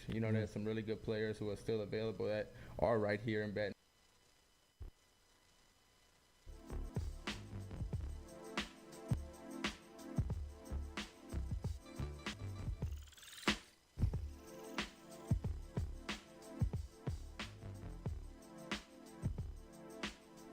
All right, welcome back here to the Jordy Culotta Show, driven and powered by Go Chevrolet, live on this Wednesday. Appreciate Big Sherm. Big Sherm. Sherman Wilson coming through here. Man. And he knows what he's about to go do. We're talking to the crew, man. I mean, that's what recruiters sound like. I mean, that's what they feel like. That's what they look like. That's how they present their message. I mean, that guy's very easy to listen to talk. He's a very easy and intelligent speaker. And, next thing you know, I mean, you're just kind of mesmerized by what he's saying. And you're like, hell yeah, I want to come here, man. Well, what are we even talking about anymore? Right. Like, I mean. Oh, go. Where are we going? Yeah, what are we doing? I'm in. I'm in the car. Wait, so, speaking of being in the car, our guy, David Alessi, is hidden out in his car from corporate America as usual. It is great to see him. Sorry we went a little long with our interview, Dave, but it is good to see you again, sir. Good morning. How are you? Good, Jordy. Good morning. How are you? Doing good, man. Obviously, the From the Podium, on the Podium podcast, F1, you can catch that. It was a big week going live on YouTube. Hopefully you're finding that on YouTube. It is also published every week on all of your podcast platforms. Make sure and check it out. Talking F1. The fastest growing sport in the country, it feels like right now, as everybody's trying to catch the buzz of what's going on. Dave, what's the latest, buddy? So, man, we came off a really exciting weekend in Austria. This was one of the few sprint race weekends. I believe we've got 6 on the calendar this year, so this was one of them where they run, instead of your traditional, Friday has 2 practice sessions and then Saturday is practice, qualifying, Sunday race. They run Friday practice and then a qualifying. Then Saturday they run a practice and then they run a sprint race. So the qualifying on Friday sets the grid for this sprint race on Saturday. Sprint race is, I want to say they run 100 kilometers is the distance they're going to run. This week was 25 laps, something like that. It's a separate points paying race, lower points. They don't pay out as many positions for points, but then the finishing order of that race is going to set the grid for the Grand Prix on Sunday. So it's something they introduced last year, if I remember right. And man, it's kind of thrown a different aspect to your traditional Grand Prix weekend. It's been pretty exciting. It's kind of had some hurdles for the teams to figure out, budget wise, especially with all this cost cap stuff. But it's been really exciting. You get a short distance, no pit stops, nothing like that. So drivers are fighting all out from checkered flag or green flag to checkered flag. There's no strategy calls to an extent. So you get some really good stuff happening. So we had that this weekend. We had a great race, and we had a bit of an upset. I mean, Red Bull was favored to win this one. They've always been strong at the Red Bull Ring. Out of the last 5 years, Max has won 3. And Ferrari came out, man, and they were on it. I mean, they had the pace, they had the strategy this time. Up until Sainz lost his engine, it was looking like a very strong Ferrari 1-2. Dave, I had no idea before following the podcast and listening weekly that you can check out F1 Racing Podium Proof podcast Monday nights live on YouTube and on all of your podcast platforms, that there was so much controversy within F1. I mean, there is drama every week coming from the track, it feels like. There is, man, and it seems like there's been a little bit more of it here lately than what's typical. And I'm not sure why, but there's always something, right? There's always some little drama. Drivers or teams are complaining about this or that. But here lately, we've had a lot more drama on a bigger scale. This weekend there was some stuff happen at the Grand Prix with the fans. There's been some claims of harassment, sexual harassment, some racial homophobic comments being spread around. It's gotten kind of wild, and of course, I mean, there's no place for that, none whatsoever. There has not been, as far as I've seen, there has not been any real specific details put out as to like what was said or anything like that.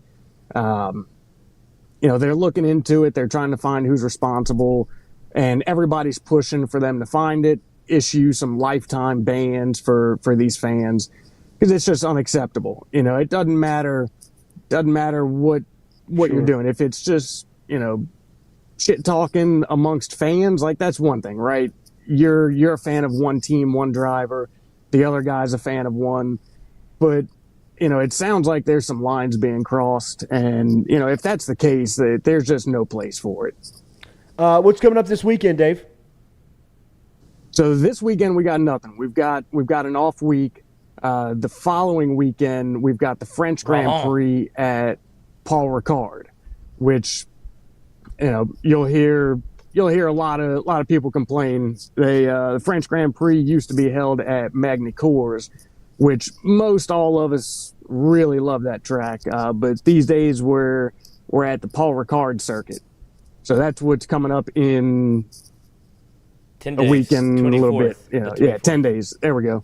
Lloyd is a degenerate gambler that will bet on anything that you can place a bet on.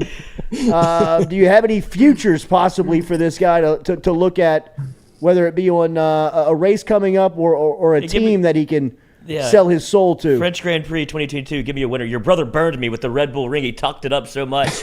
I bet on whoever the Red Bull driver is and on Team Red Bull to win. And then I look up the next morning and I was like, I thought this was the Red Bull ring. What happened? And then your little Ferrari car. They love Ferrari. So then I don't take him whenever he bets Ferrari because I think they're betting with their heart. So I'm in a pickle. Yeah, that one kind of bit you there. It did. I mean, man, look, we all thought Red Bull was going to have a strong showing. I can't fault you for taking them on that one.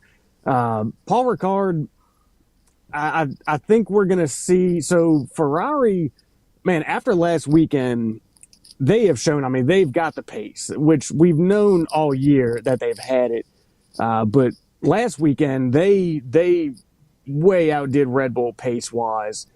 As long as they can keep all the bits of the engine where they're supposed to be, it's kind of a toss-up week to week at this point. Red Bull's had a few off races here, the Red Bull Ring and then back to Silverstone.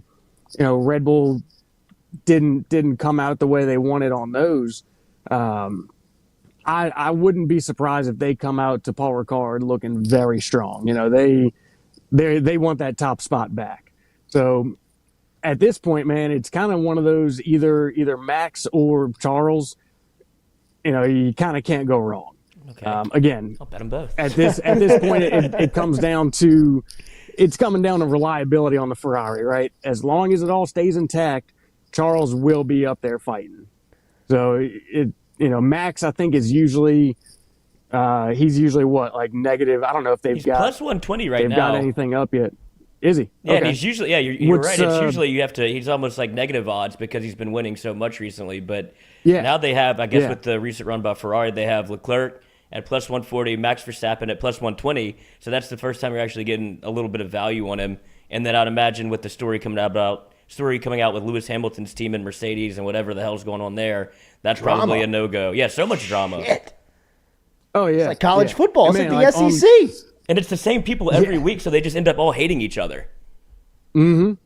Yeah, man. And like on the topic of more, adding more drama, there's been a lot going on lately with the drivers, and it's kind of more so just the drivers themselves complaining about the consistency of the stewards and the race director and how they operate.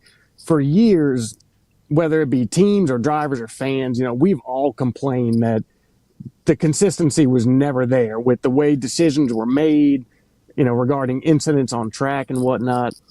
So they came out this year, and as far as like track limits, right, we saw a lot of track limit infringement and repercussions this weekend, issuing penalties and whatnot. So we kind of saw a little bit of consistency with that, but then they've also put some black and white rules down for who gets the right to a corner, right? What earns you room, racing room in a corner. And the way they've kind of outlined it, and they're just going by these black and white rules, it really doesn't take into consideration that every situation is a little bit different. So yes, we're seeing more consistency on that, or at least this weekend we were. But on the flip side of it, you're getting these instances where George Russell got a penalty this weekend when, if you ask me, he really shouldn't have. He was already committed in the corner with Checo Perez on the outside of him when Checo came kind of rolling up the outside. Russell was already committed. His speed and corner entry, corner exit was already set. When Checo slides up the outside and where he put his car, by the black and white rules, he gained room, he earned that racing room on the outside. Well, the way the stewards are looking at it, he was there, he earned it, but the situation itself kind of says otherwise, so we're seeing the drivers are still kind of complaining about that, and it's like you can't have both. If you want consistency, here's the black and white rules. But you have to realize that with that, there might be times where it may not go in your favor if they're not going to look at every situation separately, If you want to hear about F1, if you want to talk F1 racing, go check out the bros, David and Frank Alessi, on Podium Proof podcast. They go live on YouTube. Just search Podium Proof podcast on YouTube. You'll find it there. Make sure you subscribe. Set the alert button so you know they go live on Monday nights. And then the podcast will come to you on all of the platforms throughout the week. It is David and Frank Alessi. We have David this morning, who is ducked out in some corporate parking lot right now, which we've got to get him back to a 9:15 David's meeting about the 9:30 meeting. Back to corporate America, David. It's good to see you, sir. Thank you. You too, Jordy. Thanks, man. All right, man. There he is, David Alessi, checking in from South Carolina, I believe, is where he's located. Is that where he's at? Do you know? Yeah, I thought you were going to say yes or no. I don't know. Remember our friends over at Fresh Chef Kitchen. Check out the Fresh Chef Eats today. Every morning we start them over here with Fresh Chef. If you are looking for some pre-made meals that are made with passion and love, with your health in mind, health-conscious meals. All meals are made, bulk items are prepared fresh each week, specifically for each individual order. Fresh produce delivered each week. All proteins are prepared in-house. Sauces like dressings, marinade, all prepared from scratch in-house. Retail and weekly pre-ordering is available. Nutritional info always online, always on all the items as well. Check them out online at freshchefeats.com. Good stuff this morning from Sherman Wilson. We appreciate him stopping by. Still a lot of stuff we need to talk about, man. With we love I love the long form interviews. I love bringing people in here and talking to them for a while. It's good to hear their perspective. But one thing it does not give us an opportunity to do is talk about some of the subjects and things that are popping, like SEC Media Days, obviously around the corner. LSU announced that they're taking Jack Besh, Mike Jones Jr., and B.J. Ojulari. Sean Payton back in the news again because of a Miami writer. I mean, whatever the hell's going on down in Miami. What did Sean do in Miami? I mean, Barry Jackson, who's a Miami Herald writer. He made a run. Citing unnamed sources, which is either coming from Don Yee or Sean Payton or Tom Brady. Greg Cody. That Sean Payton is going to return to coaching in 2023, and he has given a short list to the Miami Herald on where he'd like to return to. And the three teams consist of the Los Angeles Chargers, the Dallas Cowboys, and the Miami Dolphins. The main factors, according to Barry Jackson's write-up in the Herald, is that Payton will have, one, warm weather. That's so fun. The first two, list. yeah, right. A roster that can contend. Absolutely. And three, control over all personnel decisions. Payton's going back. He's going to be with the Dolphins with Tom Brady next year. Brady's a free agent in 2023. This deal's already done. They tried to do it under the table. There's no way they got sniped right at the end. Obviously with McDaniel. I don't, to be determined on what happens with McDaniel. They just hired a coach. Yeah, first year. Yeah, I guess if he kind of an out of the box. Yeah. Hire that might work. Yeah, I think he's unbelievable. He's a wonder kid. But if they go 4-15, what is it? 4-13 now. He's out. 17 games. Yeah, he's out. Sean Payton's in. I mean, it would be a very expensive price tag for Stephen Ross, the owner, but it looks like he's already committed to it. You know what I mean? Like he's already tried to pay it once. He is ready for this to happen. He is wet for it. He is. Do you think Tom stays one more year if Sean Payton comes in? To play football? Mm-hmm. Lloyd, I think he's got 3 years left. Oh, I think he's done after this year, huh? Are you crazy? He was in the MVP discussion last year. Oh, I think he's good enough to play. Obviously he's tired. Tiger's hitting right now. He's in a divot. I think he's still good enough to play. I don't think that's the thing. I mean, if you get him Jalen Waddle and Tyreek Hill, maybe that's what they were. Maybe they were prepping for that. And Sean Payton. Yeah. Jesus. Fuck them picks. I'm getting Tom Brady. Foster Moreau is great on Bussin' with the Boys podcast. If you have not heard it, he's dirt in great. his eye. Foster Moreau was telling some stories about a couple of fights he got into early on during his LSU days. Just kind of gave you an idea of the locker room. Unbelievable. Yeah, it was nuts, dude. I don't know if he was. It felt like Foster Moreau was like, I guess I can tell this story now. Yeah, he's kind of breaking the code. Yeah, it's like, I mean, I'm not going to name any names, but I'll tell you, like, what went down at the locker rooms at LSU. He's like, it was anarchy. Yeah, somebody was waiting in his locker with a lead pipe after a scrimmage in Tiger Stadium where he peeled back on somebody and cracked back on a linebacker that went unnamed.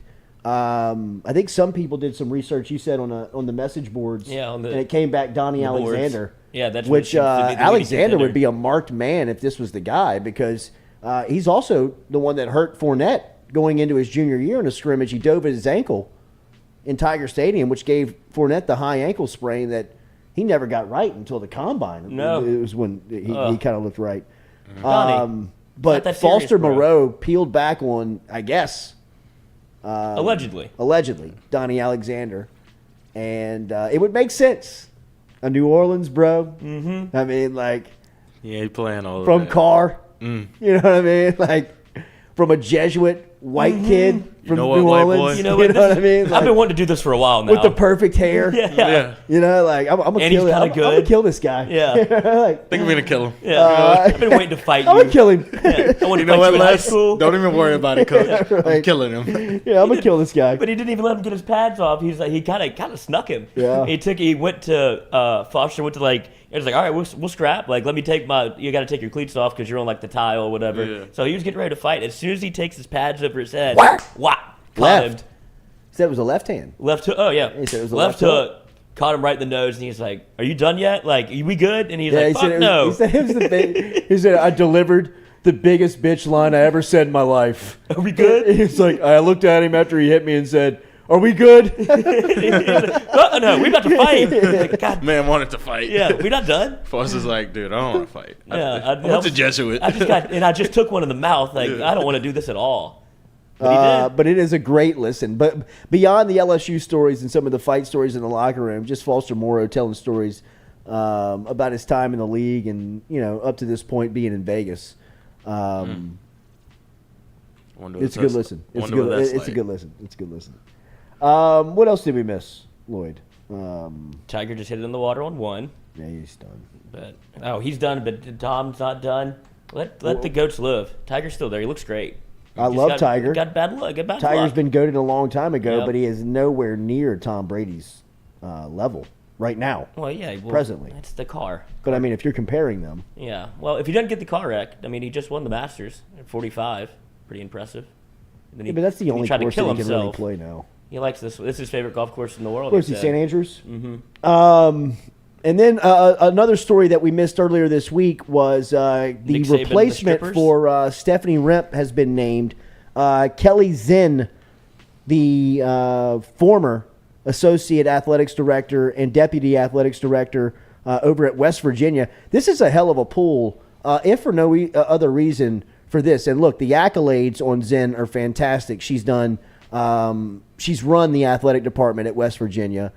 She's been on the front end of a lot of initiatives that have opened up revenue streams for West Virginia's athletic department. She's overseen things like NIL, transfer portal stuff within the athletic building that she's going to be familiar with coming down here. She's a fast rising star within the industry. I think she was named like 40 under 40, top ADs over the last couple of years. She's legit. But what is the most impressive about it is that she's a West Virginia native and a West Virginia grad while working at West Virginia with the keys to the athletic building. For LSU to go in there and pluck her away from her job, pretty strong. I mean, that's strong. I mean, I'm sure that they were able to throw in some money and some financial compensation that was, that made it worthwhile. But, I mean, anytime you go take somebody from their hometown at their home school while they're on the job, gives me an idea. I thought that this was a really good hire. And doing a little bit of reading and research on Zinn, she seems very qualified for the job. And as we said, going into this opening, this is as important of a hire for Brian Kelly, in my opinion. Not Brian Kelly, for Scott Woodward, as Brian Kelly was for the for the football program. I think that Kim Mulkey can come in here and I mean, she's killing it, she's crushing it. Looks like she's going to win a natty pretty soon. But I mean, even if she comes in, falls on her face, and is no good, it's not going to cost Woodward his job. Jay Johnson, the same thing. I mean, Johnson's killing it. Looks like he's going to win a natty pretty soon. But even if he doesn't and he falls on his face, it's not going to cost Woodward his job. Same could be said for McMahon. Same could be said for the swimming and diving coach that Woodward hired in the offseason as well, volleyball coach. Nobody that's on that level can fail and cost Scott Woodward his job. If Brian Kelly was to not succeed, the seat would get warm around Woodward pretty quick. If Kelly Zinn is not up to standard to her job, Woodward could be in trouble as well. Because as Scott said last year while he was on set, I mean, Stephanie Remp ran the guts of the business. I mean, she oversaw, upwards of 20-plus athletic programs. She did the hiring, she did the firing, she did the implementation of policy and procedure. She was on the forefront of NIL discussion. She was talking about transfer portal. I mean, everything that goes into the day-to-day operations of running a intercollegiate athletic department, this position is in charge of. It gives Woodward the opportunity to kind of fly at 30,000 square feet, keep the relationships kept up with whether it's politicians or coaches or prospective employees. He's got to be out there as the face of the program. He can't be down with the sleeves rolled up, worried about negotiating a contract with a swimming and diving coach. But this position is. Even, like Mulkey. I mean, even what Stephanie was talking about. I mean, I've talked to Mulkey, but I mean, after Scott Woodward got Mulkey on the phone and like, hey, you want this job? Yeah.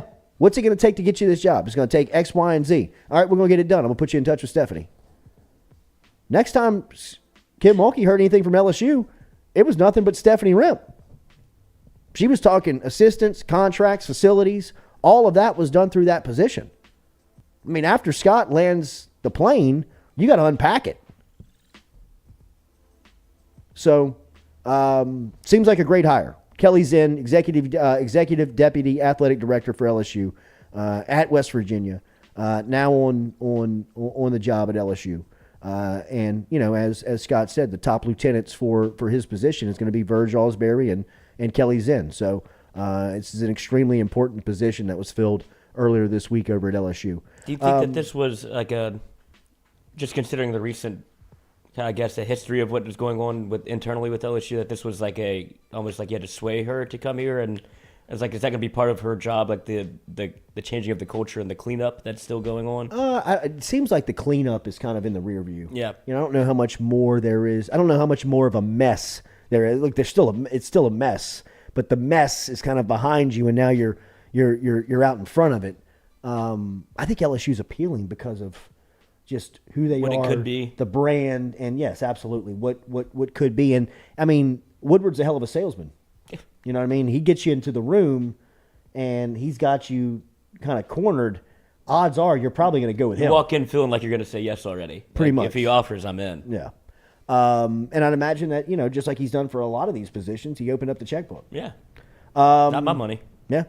Hit that like button, hit that share button, hit that comment button. If you have not subscribed, we appreciate you doing that before we get out of here. Have a great Thursday. We'll be back with you tomorrow, 7 a.m. for Foodie Friday. We'll be eating compliments of our friends over at Iverstein's.